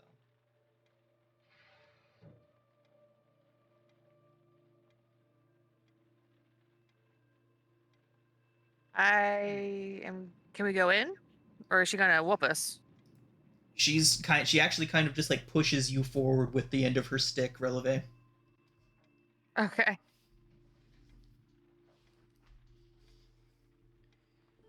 Well, I'm in. All right. Go ahead and make an investigation check. All right. I'm gonna kind of like walk around, like putting my hand, like you know how you like run your hand along the wall to see if there's anything. Investigation. You sure investigate as well? Well, it's not necessary. So, the singing itself makes it pretty easy to discover where it's coming from, and Releve, it's coming from directly beneath your feet. If I like knock on the wood, is it gonna? Is it Knock like back. a hidden anything or like It hollow does spot? appear. It does appear that you could pull away several pieces of the paneling of the floor. I'm gonna give Crinkle a look, like really, and I'm gonna see if I can pull it up. She's like looking around the corner, trying to look at you, and she shakes her head. She says she has no clue that was there. Okay. So am I able to pull it up? Yep. There is a nook. Awesome. 5 feet across by 5 feet deep, and the bones of 2 humanoid bodies. Oh God. Salt and burn them. What? So, Who wants to at be this Sam? point, Who wants to be Barnier Dean? kind of comes over. Barnier comes over, and she's like, "That's right. They did lock them in here." Oh God. What? You're leaving out big parts of the story. It's been 600 years. Give me a break. Good God. And so one of the skulls has a hole in the back of it. And Varnir comes close and she's like, yes, that was Yoan Piltz. Yoan Piltz.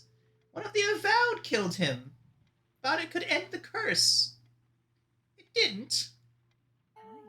The Avowed was also stricken and then taken to one of the cells in a different part of the castle to, well, you know.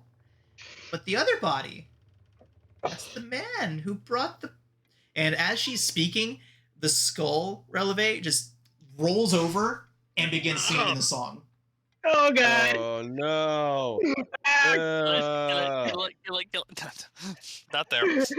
Oh God! Uskars going to attempt to stab the skull that's that's singing. Okay, you put a hole in it. The jaw's still working and singing. It's Uh, louder. Incinerate it. Go ahead and roll an attack, Uskar. Okay. Roll damage. Okay. You've lopped off most of the top half of it, but there's still just a tiny bit of skull left, and the bottom half is still just singing. Is there anything else in there with them? 2 bodies. Old moldery clothes. That's about it.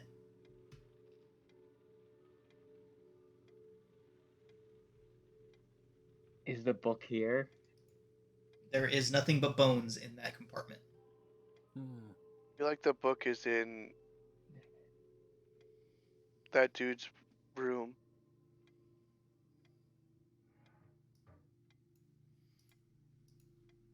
So, with that, can everybody please make concentration saves for me again?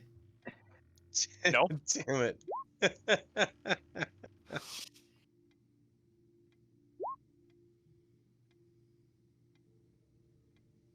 How close have I gotten to having completed a short rest?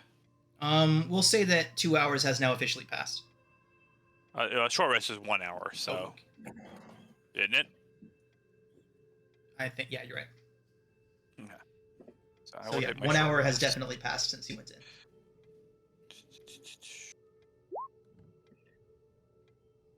Hey y'all, I know this is. Does the rest of us want to take a short rest? Or should we take short rests in shifts? Alizorax comes out of his bottle. What is going on now?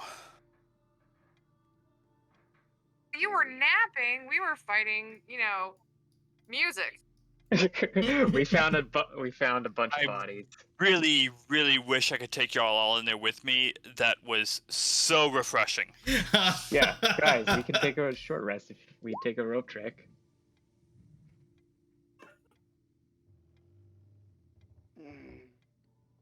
Okay.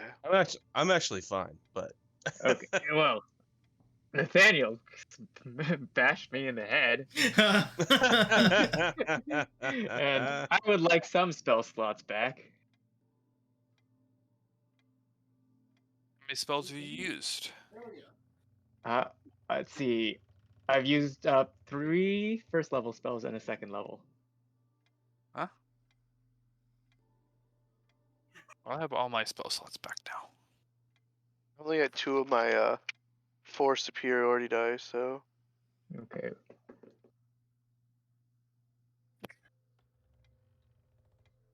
pause everything for an hour. Well, we're gonna come up on an exhaustion anyway, so if we don't take any sort of rest, right? Mm-hmm. Alizorax will make contact with Argoth and get a report.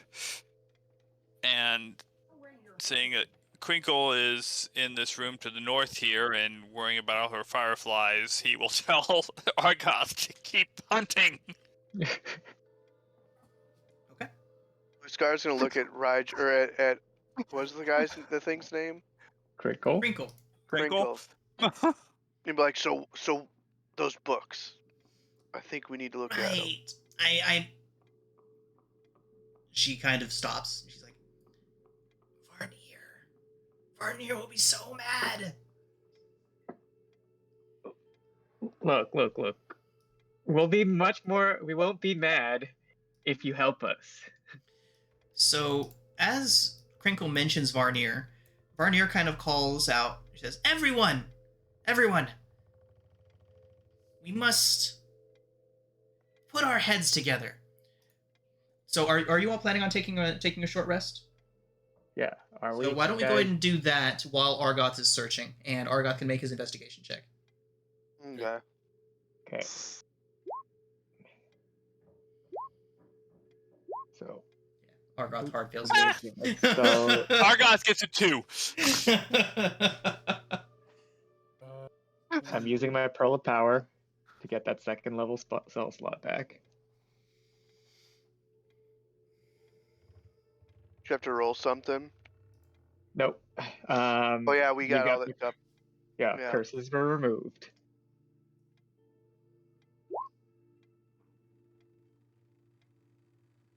Oh, Tim, cool.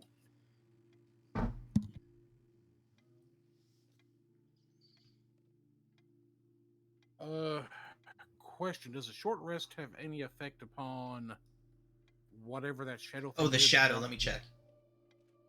Shadow strength reduction is removed with a short rest. Okay.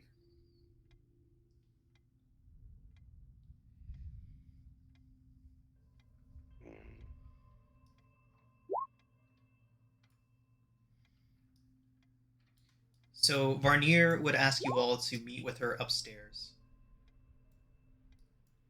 as soon as you were done with your rest. Okay, we climb down the rope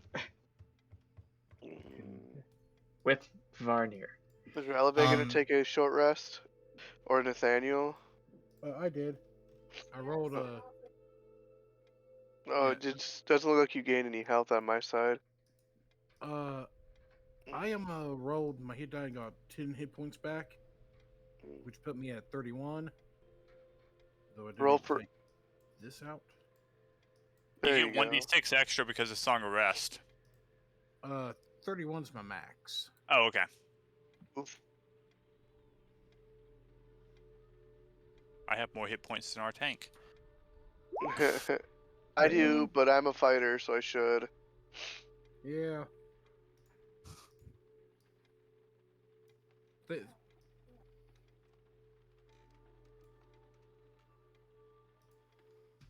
So, head upstairs. Mm-hmm. Okay, up we go. Ba, ba, ba. So everyone heading upstairs? Yeah. Yep. Yeah. So good. 3d6? Bards are d6, I thought they were d8. So did I. Should be D8s. You could just hit the hit die button. It'll automatically roll it for you and add the health. Yep. Or you can use D&D Beyond and say short rest, this many hit die. Okay, everyone. A lot of So- friggin' bubbles, Jesus. And names that are all in my way. Yeah, we'll go ahead and spread everybody out. that might help a little bit. Thought this room was up here. Yeah, I realized that. That's why I was like, let's go upstairs for a minute. This place is here. Let's utilize this map I built. All right. So, as you all get up there, Varnier kind of sits and starts reminiscing of what happened last time. How they were able to eventually get the spread to stop once they isolated everybody that had been afflicted. Unfortunately, they They're dead. were permanently isolated and eventually succumbed to it, and that was the end of that. They weren't able to use like remove curse or anything to Nothing worked. cure them? It always worked temporarily for about 10 to 15 minutes before they started singing the song again. We need to destroy the book. We're going to locate the source At of that, this, you what's can see going on. Crinkle kind of shrink down a little bit. Franco, go get the book. I don't We won't be mad. What is this? What is this right here? Is this like That- open to below? That is open to below. Yes, that is open to below. There is a book basket in the center, attached to a pulley system, to transport books, and hanging above that is a massive granite statue, hanging from chains from the ceiling of a open book that looks like it's attempting to fly away. I'll go get it. You'll go get it. Book? It's a statue.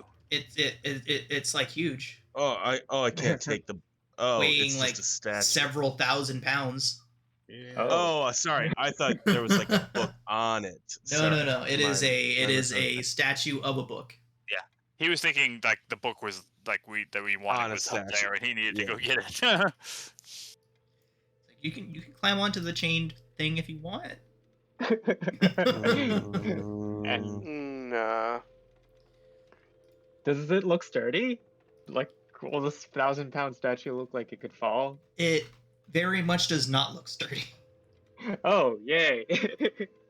Yeah, I wouldn't stand on that. Or under it. Or under it, yeah. Yeah, the chains, the fittings, the beam it's attached to all look like they're in pretty bad shape.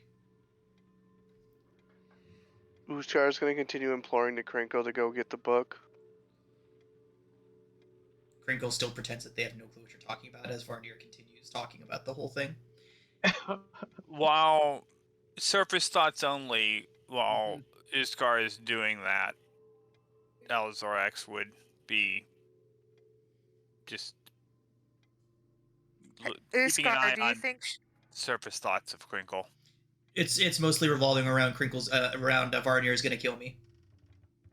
Uskar, do we think that Crinkle knows what's up? In the He's book? hiding. He's got books he's hiding in his room, so we really think he knows he's got a book or possibly the book.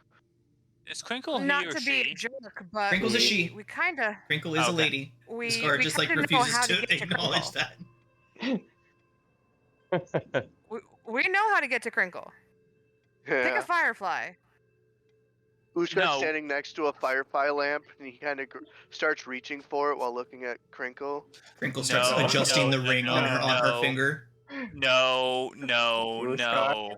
We are not going to traumatize Crinkle. Crinkle's traumatizing Uskar. Crinkle's gonna ring up the ram kills. Uskar into the book.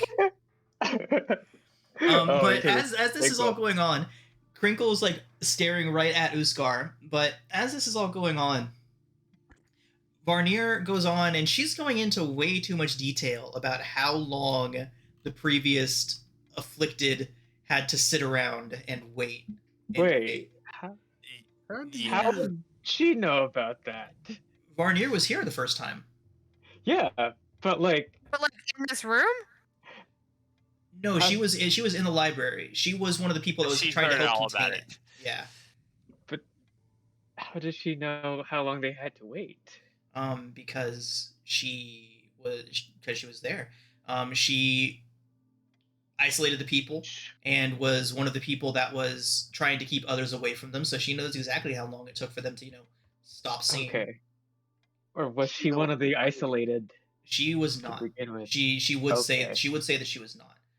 But as she's describing that about how many weeks that they had to be isolated down there and she's going into way too much detail about it. And you see Cthulhu biting her lip to keep from singing. A little bit of blood begins to form.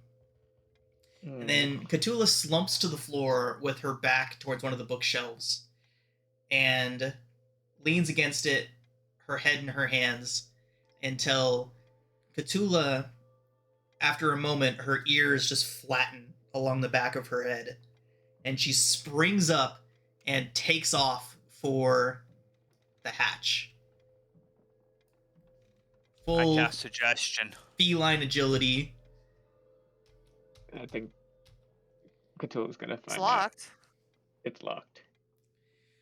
Cthulhu goes up and starts yanking on the handle, and Varnier's just like, "Stop that! Stop that right now! You cannot leave! Stop that!" And rushes over and tries to restrain Cthulhu. You cast Suggestion, Alzorax? Yes. Okay. Go ahead and cast.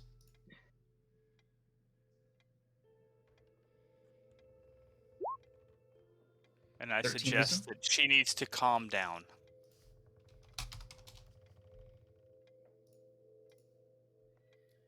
Cthulhu's wisdom save result. Ooh. Okay. We saw it. Yep, I know. The regular NPCs, I'm just letting them roll out. Mm. So Cthulhu just yanking on the thing slowly just begins to. She says, I can't be trapped here. Can't be trapped. Well, if we Think it out, find, don't worry. yeah, we're gonna find the thing, and we're not gonna be trapped. So, my suggestion that she remain calm will last 8 hours or until I lose concentration. So, and maybe 5 seconds, I don't Right. know. So yeah, as soon as you cast a concentration spell, you would need to make a concentration save to resist the song's influence. Okay. Womp womp. 12? So I don't know if you all have seen the DC for this so far, but It's 14. It is 14. Okay. So, does that mean I lose concentration on suggestion, or do I just start humming? You would get Use to your, choose. Use your special inspiration, my dude. Mm-hmm. Yeah, sure. I'll use it. Okay. I need to keep her calm. So Cthulhu does calm down. You can see her claws are out, like she slowly retracts them and begins to calm down a bit.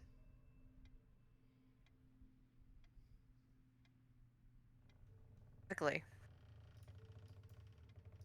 Am I able to like play any other music? To maybe drown out the humming? You can certainly try. You're a glutton for punishment, aren't you? What am I rolling? We just healed you. It would be a concentration saving throw. Okay. I just healed me, so Nice. boom. So you are able to do it, but it sounds like nails on a chalkboard. Even regardless of how nice the song is that you're playing, it is difficult to listen to for everybody here.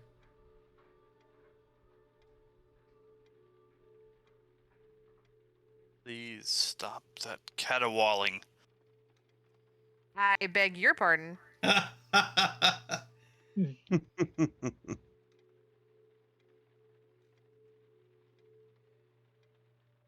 everyone. So as Cthulhu slumps back down onto the staircase, just like kind of sprawls out along it, the air around you all begins to feel thick. Almost like it's pressing on you from all sides, pricking at your nerves. All of your Here muscles we go again. begin to twitch, as though something is yanking on them with invisible strings. A faint sound of laughter begins to circle through the room. And Crinkle, you see alarm on her face. She runs up, and Ebder is just like staring around in a weird way. You can see violence forming on his face. And Crinkle runs up, grabs Galeby, and runs past you all. Ushar's just gonna yell at her as she's running away. Get the goddamn book! She's like, I get it, come on, Galeby, we gotta go! And she runs off, Crinkle runs off with Galeby. And I need everyone to make wisdom saving throws.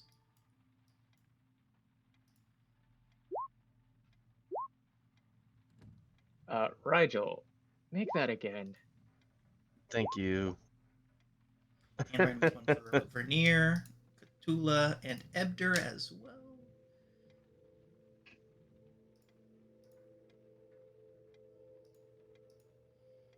So, who got 19 or higher? Oh god, I did. Oh no. Rigel, use your I got stats. 2.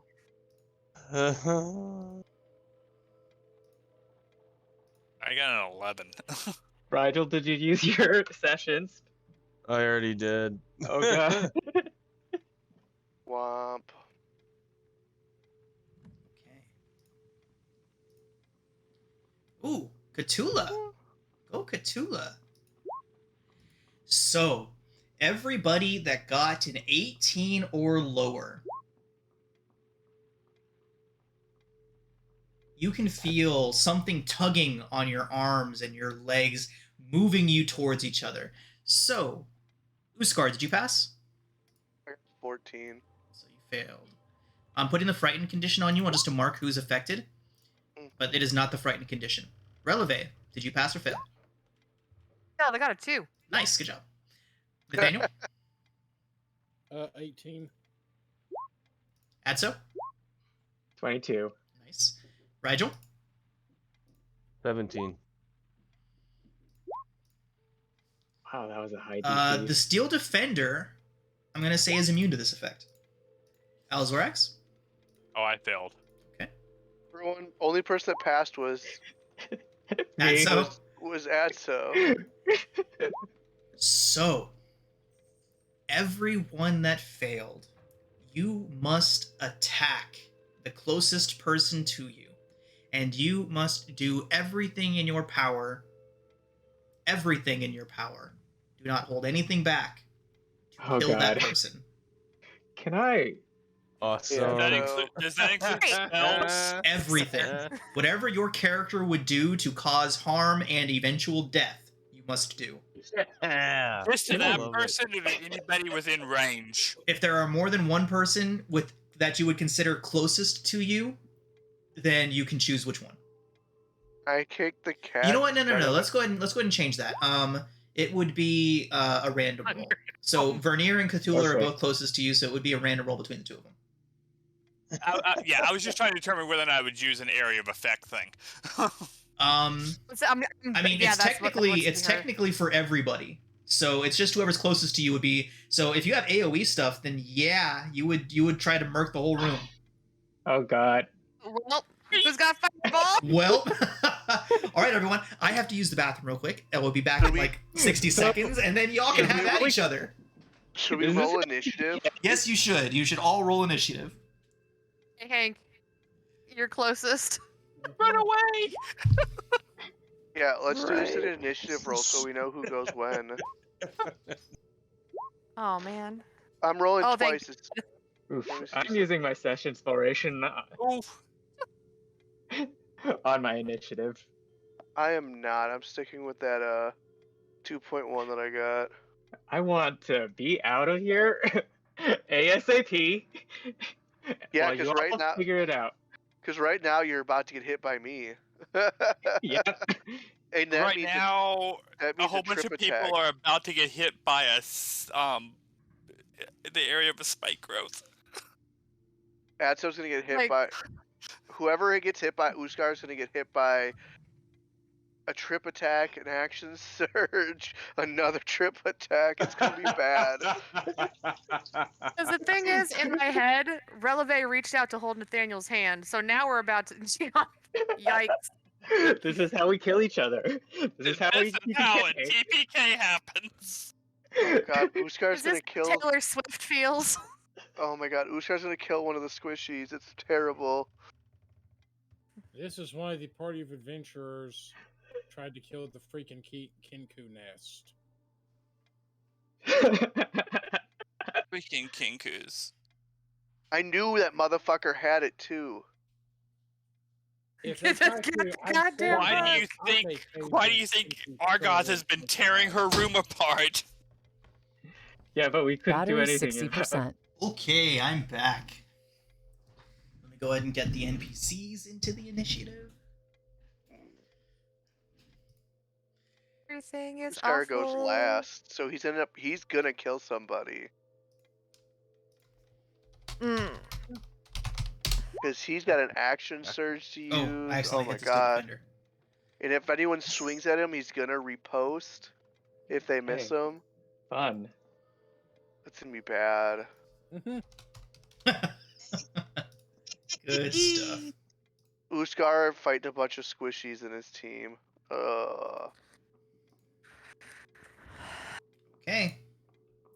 And we let him heal himself with a stupid cream, guys.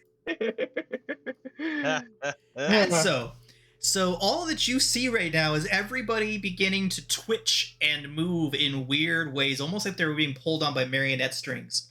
And a look of just absolute rage and hatred passing over their faces. Okay. Make an intelligence check. Intelligence? Oh, okay. You have to Just see if normal you intelligence? realize what's happening here. No. This would be the time to do the session. And so Well- I would go ahead. 12 is not good. 12 is not enough. Yeah, but let's see. I already know kind of what happens when Nathaniel bonked me in the head earlier. You did. You would have a unique perspective on this, wouldn't you? Yeah. Okay, yeah, you can go ahead and act as normal. Okay, so is this downstairs in the middle? Yes, the center is leading to the second floor, the second stack. Oh, He- how far he's down jumping. is it? That's a good question. Let me check. Probably like It's not a small jump. probably a good 20 or 30 feet. I'm just gonna Misty step down into it. If it's 30 feet, right? That'd be perfect for you. Yeah, I can just... I'm just Misty- guessing it's like 30 feet. Okay, it doesn't specify, so we will say that that drop is less than 30 feet. Okay. I just like read the room and be like, well, this is Good bad. shit, I'm out. Misty step back downstairs. That is the right thing to do. And so it's just like, bye! Grumps is coming with. Okay. We're not dealing with this. You would see just Leave in the time to see room. Crinkle and Gale be running down those stairs. Hurry, Crinkle. Shit's going down. Uskar's gonna end up chasing after him. Okay. Whoops, that was not what I meant to press. I meant to use my once per day Misty step. Allosaur X.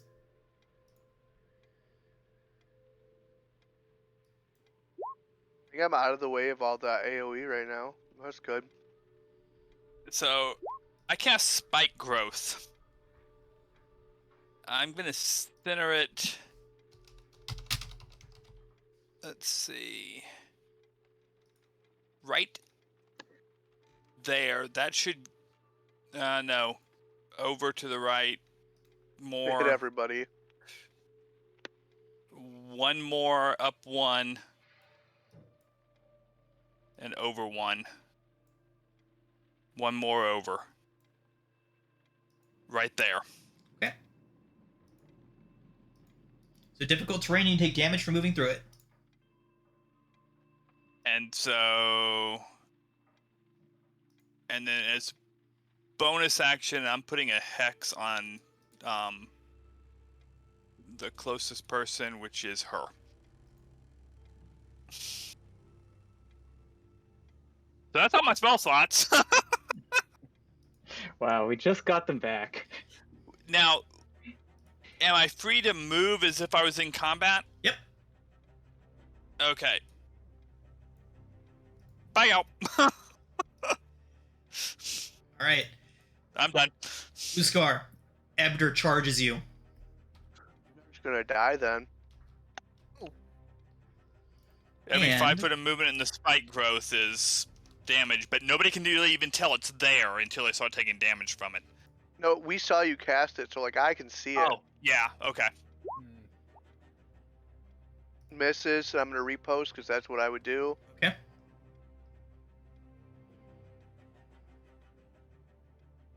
We just became a whole game of that's what my character would do. Yeah. Oh. Now I've got 2 more attacks to hit her with. You've already done 4 times his HP, so. Oh gosh.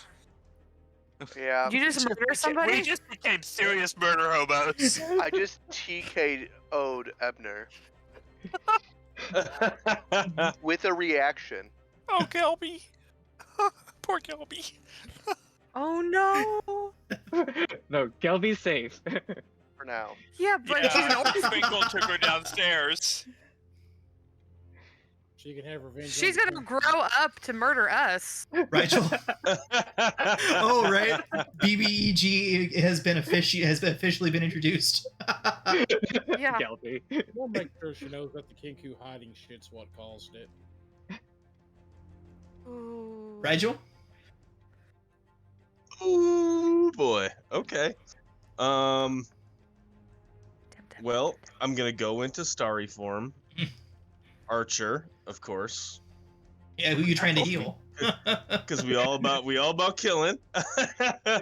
I am actually gonna risk a. The Steel Defender doesn't have it, so you're not going to get an attack from him. Oh really? Well, Unless Nathaniel perfect. technically controls him. Uh, I don't know. I was going. I'm backing to up anyways. Mechanically, what does that mean as far as the steel? Yeah. defenders? Since it has to follow your orders, Nathaniel, you are going to be inclined to order it to murder, death, kill. Now, Murder robot. Let's kill. now another thing though is since it has not been my turn yet, then I've given it orders at this point. You cannot chew on that. Excuse me. It would act let on your go. turn. Yeah. So, That's but normal. it doesn't have it doesn't have an automatic reaction. No, so it wouldn't take the opportunity attack Yeah. because it has Okay. not yet been ordered to try to murder Rigel. I haven't ordered it to take offensive or defensive reactions yet. Sure. Okay, so Gem Dragon with hatred in its eyes turns into a living constellation, backs up, and then drops a flaming sphere in the middle of this thorny chaos. Okay. He's gonna drop it right between Nathaniel and the Steel Defender. Okay. Alright. Does damage occur now, or does it occur depending upon what we do?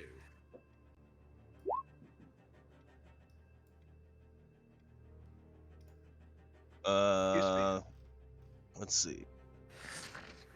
Any creature that ends its turn within 5 feet of it, and then you use a bonus action to ram it. Yeah. He already used his bonus action to go into starry But- form, yep. so Exactly. But now I will take my Starry Face Comet attack against his Steel Defender, which is the closest thing. 13 to hit Steel does Defender. not hit. Nope. Okay. 13 does not hit. Okay. So Wait, I'm gonna back up a little bit more then. Uskar and- is like, who am I going to hit? well, Uskar's smart Yeah. enough. I'm trying to Here. figure this out because Uskar's smart enough to go around this thing, so I'm trying to figure it out. Okay, my turn's over. Okay. Cthulhu, kind of, Barnier is standing over Cthulhu with a cane, and Cthulhu's like, "Hey, I'm sorry, Barnier. I don't just that's all. Just calm down." And they're gonna start backing up the stairs, like towards the hatch that's locked.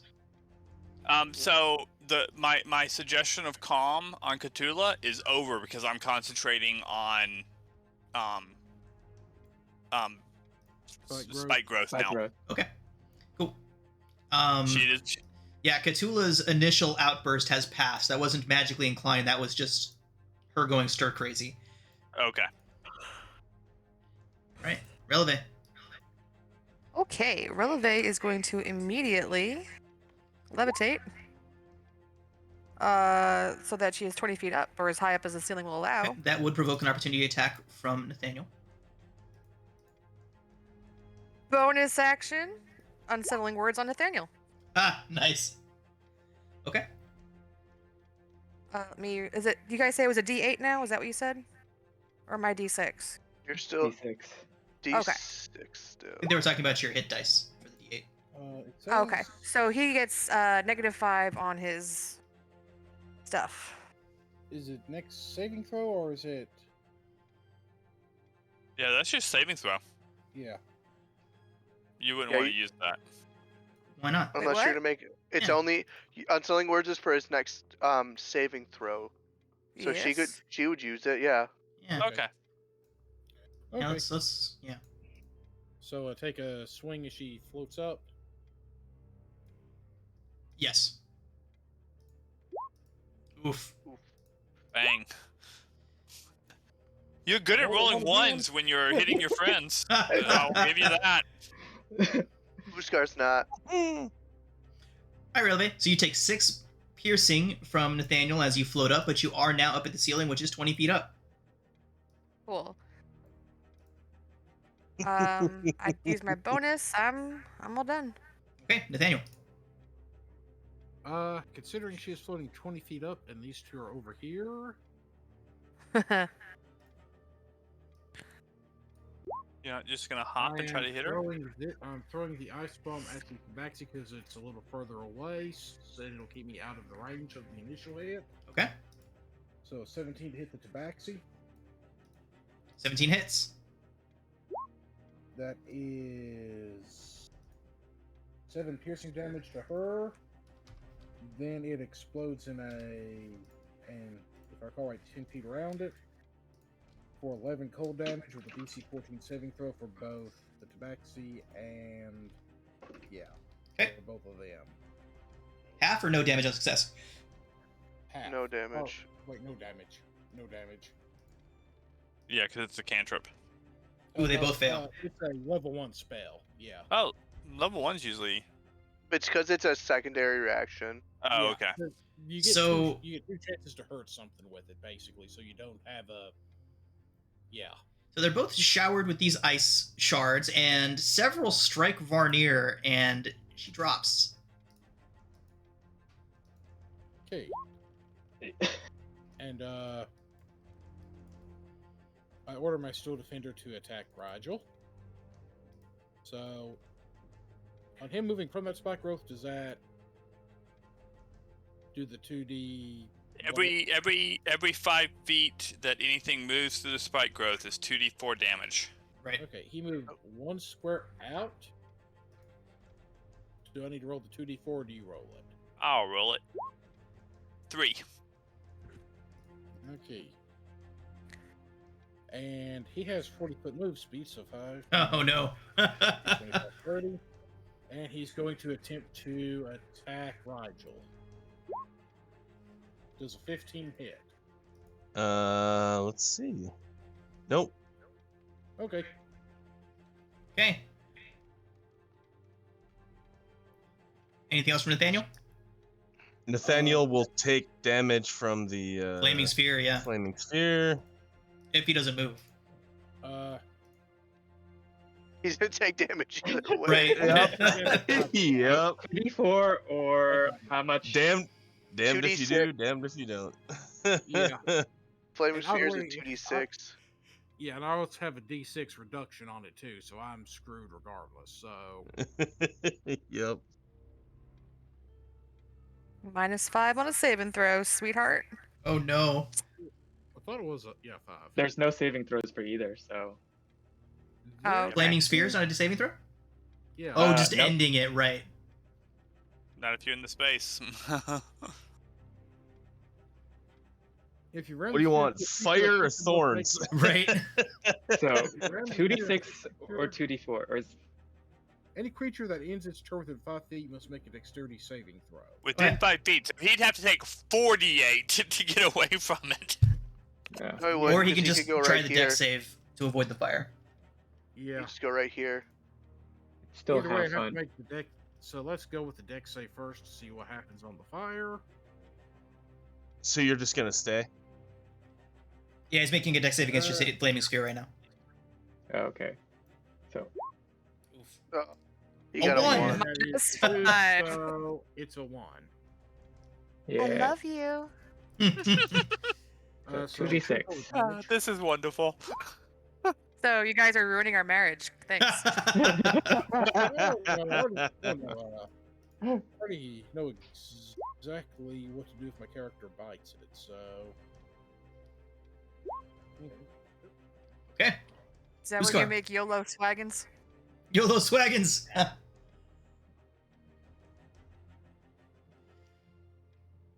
Uskar, what are you looking at? Pretty sure Nathaniel's closer, buddy. Damage going through there to get to him. Right, and Uskar's smart.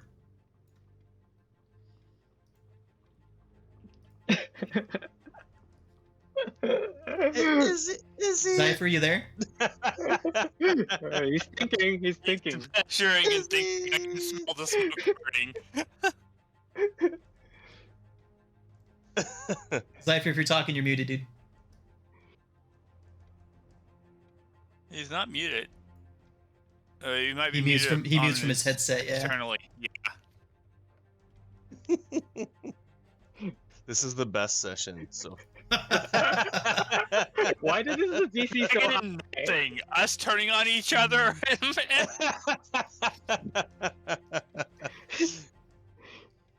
Do we have Zypher? I mean, he was just using his Yeah, he was just measuring tool. He's in the chat. Cypher. Yeah, he's in Roll20 and Discord. That would be the craziest. He's typing. Like, Hold on. He's typing. Okay. I was gonna say, if he like was measuring and then fell asleep, I'd be like, whoa. Whoa. Serious insomnia problem. Narcolepsy's real. It is, indeed.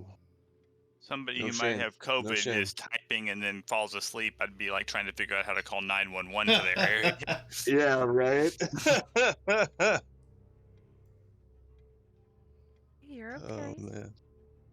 Do you want to eat this? Here, put it in your mouth. Every time you talk to your baby, it just I internalize it. Like it's just like This shit a out. mother figure talking to me like, you're okay, you're a good person, it's all right. I'm like, okay. Can you guys hear me? Yeah, we got you back, Zach. Yeah. So, Well, I'm on my phone, so I can't hear very well. okay. My internet kind of shit out. What I was saying is yeah, Uskar's got a 14 and 10. Smart. Yeah. There we He wouldn't go charging right through a thorn growth. No, when he there are wouldn't. when there are other targets available. Exactly. All right. So, internet's All back. right, bring it, you bearded son of a bitch. Let's So go. what I gotta do first is I'm gonna roll a d4 to figure out which one I'm fighting. So 1 and 3 is gonna be Rigel. 2 and 4 is the Steel Defender. Nice. The Steel Defender. Yes. Oh goodness. We're safe for now, Rigel. For now. Yo, lore. Okay, so attack 1 with a trip attack if it hits. Oh fuck. No. Well, it's the Steel Oh. Defender. Steel Defender I know. takes all that If he damage. kills it too soon, he'll get me too. So it's 15. Yeah, that'll drop. Yeah, that takes him down. That's 15 23. plus That's 30. 15. No. Can the Steel Defender like impose his advantage to defend It itself? cannot. Have to be something adjacent to it. So Uskar Alright. just charges up and just wrecks the Steel Defender. Action searches, because that's what he would do when he's out to Oh, kill. amazing. And is going to swing at Rigel with, if he hits, another trip attack. Who'd have thought? Oh, 12. Oh, he misses. But guess who hasn't used their sessional inspiration yet? No. Oh my actual god. So You are killing us. I gotta do hey, I'm following the rules. I thought we were cool, bro. I thought we were cool. Y'all would have done the same thing. I don't want to hear it. It's true. Does Anyone That's just true, feel like, yeah. like he's just smiling real big right now? I would have absolutely murdered your ass too. Alright, let's see it. With the trip attack. Not lucky. That's not too bad. 13. Okay. And I have And to you're make a prone. Con Oh, yeah. save. Strength save. You need to make a plus. You need to make a strength save for that trip attack. You are tripped and prone. my good And be sir. glad he hasn't used. He's already used his Action action surge. surge, or he'd be wailing on you on the ground with advantage. Yeah. Barn. Yeah. Okay, anything else from Uskar? Except for second wind, and he's still full health. So Nice. Okay. So that is going to bring us to Varnir. He was He's on a down. first death save. Adso? Oh god. Sure seems like there's a lot going on up there. Yeah, I'm just gonna follow Crinkle. Just make sure the book gets found. Okay. Using all your movement? Yeah, why not? Okay. Okay. That is me. Alistair. I will move to here. I can't see any of you guys. Make that. Here, I'll give 15 you feet of- vision on Uskar so you can see what's going on up there. I don't think I care. Ooh, light. So, I have clear view on Nathaniel. So, I will fire off an Eldritch Blast at Nathaniel. Is a That 20 hits. hit. A So that will be- ward hit, except for the fact that I'm going to fire up my deflection field. Nice. Cast shield. Yep. So unless you beat a 23, it'll bounce off. Good. Because I was going to drag you straight through Oh 5 no. feet of both my growth and a flaming spear. Oh no. Holy I'm- crap! and I'm the Mean. jerk. And then I'll move back. Yes. Okay. Ebder. I also moved my hex to him. Okay. Ebder's not Uskar's doing already- too hot. Uskar's already killed 2. Rigel? This is no good. Nathaniel, the hex is strength, by the way. So if you have to make a strength check, disadvantage.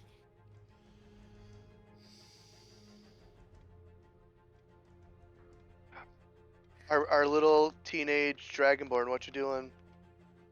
It's me again, huh? Mhm. Mm-hmm. Okay. I wouldn't run away from me. But I don't know. Whatever you're I'm gonna. No, it's all good. I'm gonna stand up. smart. How many hit points do you have? He's got Then- 40. Yeah, 40. 40. Fuck, that's a lot. I got a 16 con. I hope so. Fuck. And we Fuck. short rested, so he has his second win. Yeah, that Mm, So he I don't- technically has about 50. I was about to cast sleep on you, but I would need to roll 5 like 8s. You could have it. This probably isn't probable. And as a team member, you'd know about my HP, so. Yeah. Okay, asshole. Let's see what we can do here. Fire breath, probably, or whatever. I'm Or thinking about it. whatever. You have like force breath or something that like knocks him away. You'd fuck me up, push me through that hole. Oh no. My breath is psionic.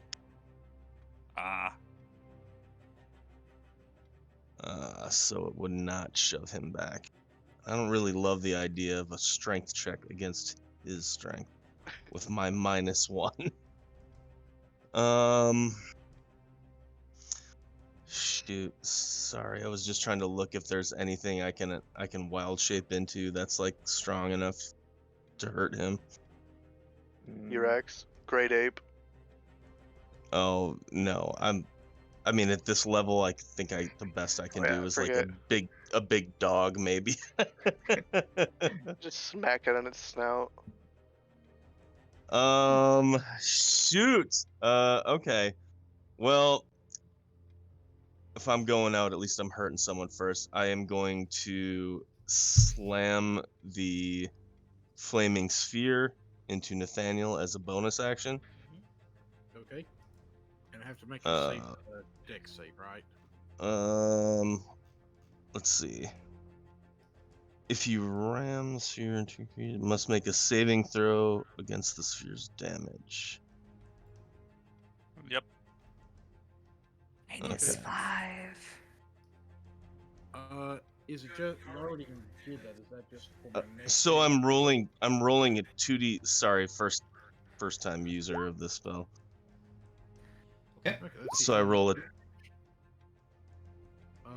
What's the saving throw? Pretty sure 14 saves against Rigel. Okay, so I mean, I take. Is the -5 still on it? I or think no? it's just the next saving throw. So he would have Yeah, already it's used Oh, just- okay. Yep. Man, I thought it was the whole round. Yeah, you take half on a successful save. Yeah, there we go. Okay. All right. Well, I'm concentrating. Okay. Oh, that already. All right. So that's my bonus action.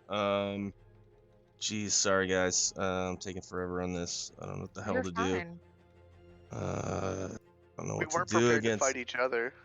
I was not prepared to go face to face with Uskar, unfortunately. Who is? All right, you son of a gun. You know what? To hell with it. I'm just gonna blast you in the face with my breath weapon. I would have done the same. Do.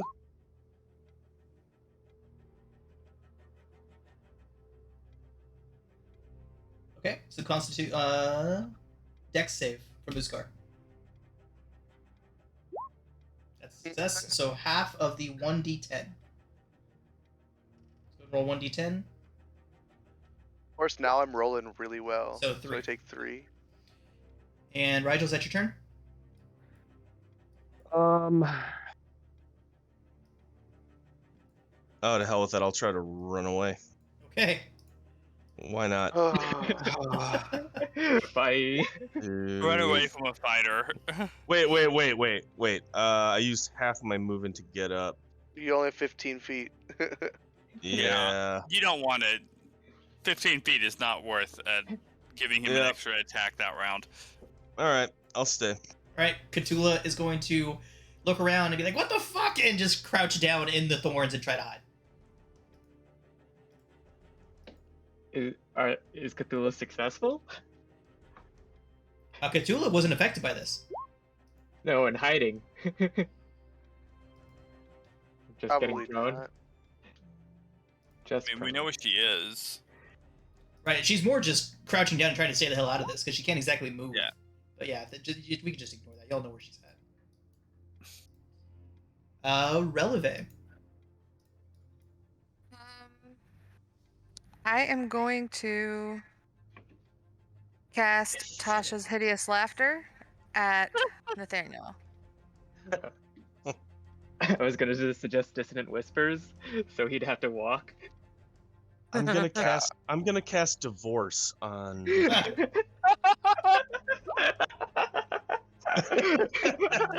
All right, Nathaniel, let's get that wisdom save.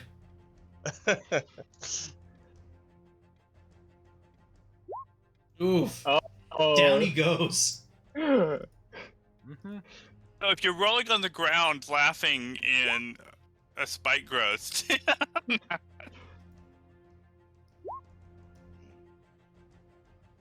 Okay, Well, it is my turn next, though, correct? So Yes. I get to Mhm. repeat the save. at the Yeah. end of your turn. God, I'm not sure what else I can do, to be totally honest. and you You give did- yourself Bardic Inspiration? No. No, you. No. Okay, and But you're I'm not not going to give sharing them anybody now. else Bardic Inspiration, so... All right, There is You a are point levitating, here though, that so my you can move the character fuck out is of there. Wondering if he survives this.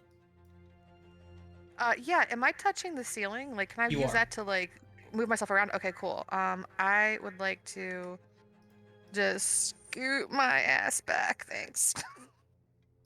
okay. We'll say that you can move at a. Is there a movement amount that you can do if you can hold on to stuff with levitate?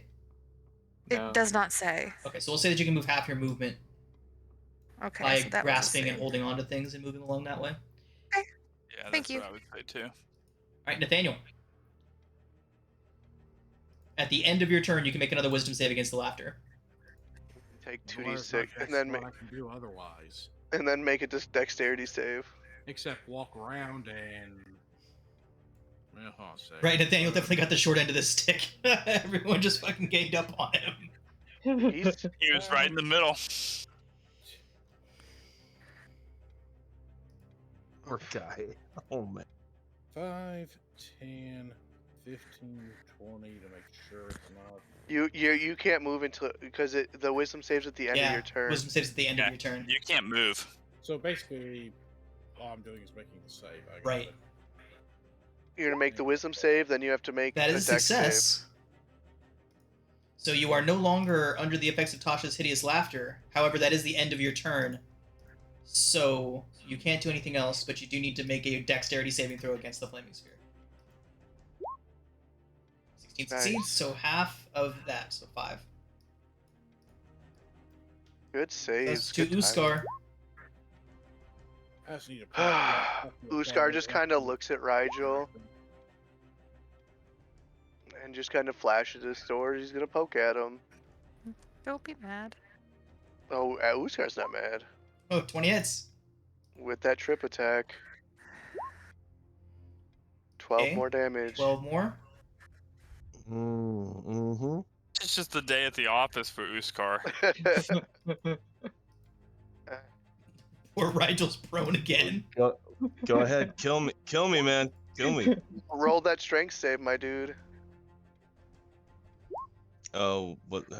Oh, that's right. I mean, I have a -1, so I am terrified Hey. after Rigel. And you make it. And you make it. and I will die on this next hit. Okay. So you're not prone. You could disengage. Disengage and run because then he I just would closes the say distance. that No, would be a don't- stipulation of what's happening here is that no one can actively run away from any of these fights with Yeah, the no. intent of leaving the fight. Be Oh, happy you I'm don't- out of superiority die. You don't have 2 attacks yet. He does No. not. No, Barnier's Oh. second the we're death not save. fifth level. Yeah, be glad Is a he is. success. Be glad he is 4th level. Adso, continuing your run up towards Crinkle's room, Yep. Trying to catch up. using your full movement dash. Yeah, let me just measure that out. It's right there, Okay. and the door is currently closed. Just gonna be like, hey, Crinkle. You hear fighting, rolling around, thudding, crashing. Oh no. Crinkle, are you okay? Is You Gale hear- beating her? You hear Galby let out like a ah, and then you hear a thud, a loud thud, followed by a body hitting the ground. Shit. Oh, Shit. Alistair. Let's see, 5, 10. I can see Nathaniel. Oh no. Yeah, go ahead and shoot. Go ahead. And he at least has a good armor class. Well, it's. Oh, not that Correct. good. He's getting pulled. 16 force plus 2 bludgeoning. I'm not being pulled because the damage by itself initially is enough to kill me. Jesus Christ. 9, 10, 11, 12, 13, 14, 15, 16, 17, 18. Minus 18. There we go. So Nathaniel, you drop to 0 hit points. As soon as Nathaniel loses consciousness, you all feel this sudden rush of realization as your minds are given back to you. You no longer feel like you're being controlled by anything. It doesn't feel like those marionette strings are pulling on you anymore. And sudden realization crosses over all of your faces as you realize what you've been doing. Yeah, just save some time. I was just gonna follow Releve and let the spikes slice me up. Uskar looks down at or looks at friggin' Rigel and is like, "Oh shit, my bad, dude." Yeah, I have like a huge like scar across my face, and I'm just like, it's cool. I guess. immediately drop concentration on the yeah. Rigel, your flaming sphere. Dropped instantly. Consider Releve no longer floating. Okay. I was just gonna say, who wants to play Lost Mines of Phandelver? Good God, that's easy compared to this. Simpler That's what I time. mean. So, I have healing potions. Oh nope, I don't. as They're you're all all up there assessing the situation, trying to figure have out what the hell just happened. As a group, Adzo. we have several healing potions. So we'll Well, get then to let's give that. one We'll to get to Nathaniel. that all in just a minute, everybody. For now, Due time. Adso, as Yeah. you are approaching, the struggling stops as that body hits the floor, and the door handle begins to jiggle just a bit. Okay, I'm just gonna prepare spell in Door reaction. swings open, and out steps Gailby, holding God. a very large, almost as big as her entire upper body. Looks like a metal book. Oh, okay. Is it bloody? It is. And Oh, Gailby yay. walks up to you and looks at the book and looks at you and says, I think Crinkle's sick. Yes! Crinkle's definitely sick, and it's not your doing at all. It's And Argoth saw all of that. Argoth saw... Okay, so before we call it a session today, everybody, what Argoth saw explicitly is Crinkle and Gailby run into the room. Crinkle throw up one of the floorboards, which was very intricately hidden and also tamper-proof. You would have seen a whole bunch... The closet would have seen a whole bunch of little like fibers break once the thing was lifted. And Crinkle reaches inside and pulls out the book just in time to start jerking, and their movements begin to get all twitchy. And Gailby is doing the exact same thing. Before Crinkle could turn around, Gailby had jumped onto a dresser and jumped onto Crinkle's back and started just pummeling the back of Crinkle's head. Eventually, they would have gone to the floor, rolling around, fighting each other, and Gailby would have gotten a hold of that big old metal book and cracked Crinkle upside the head with it. Oh God. And that's right around when the effects would have lifted. Okay. And now Gailby is walking out into the hallway holding the bloody book, and Adso sees her. And that is what we're going to call it a session for today. Oh god. Oh God.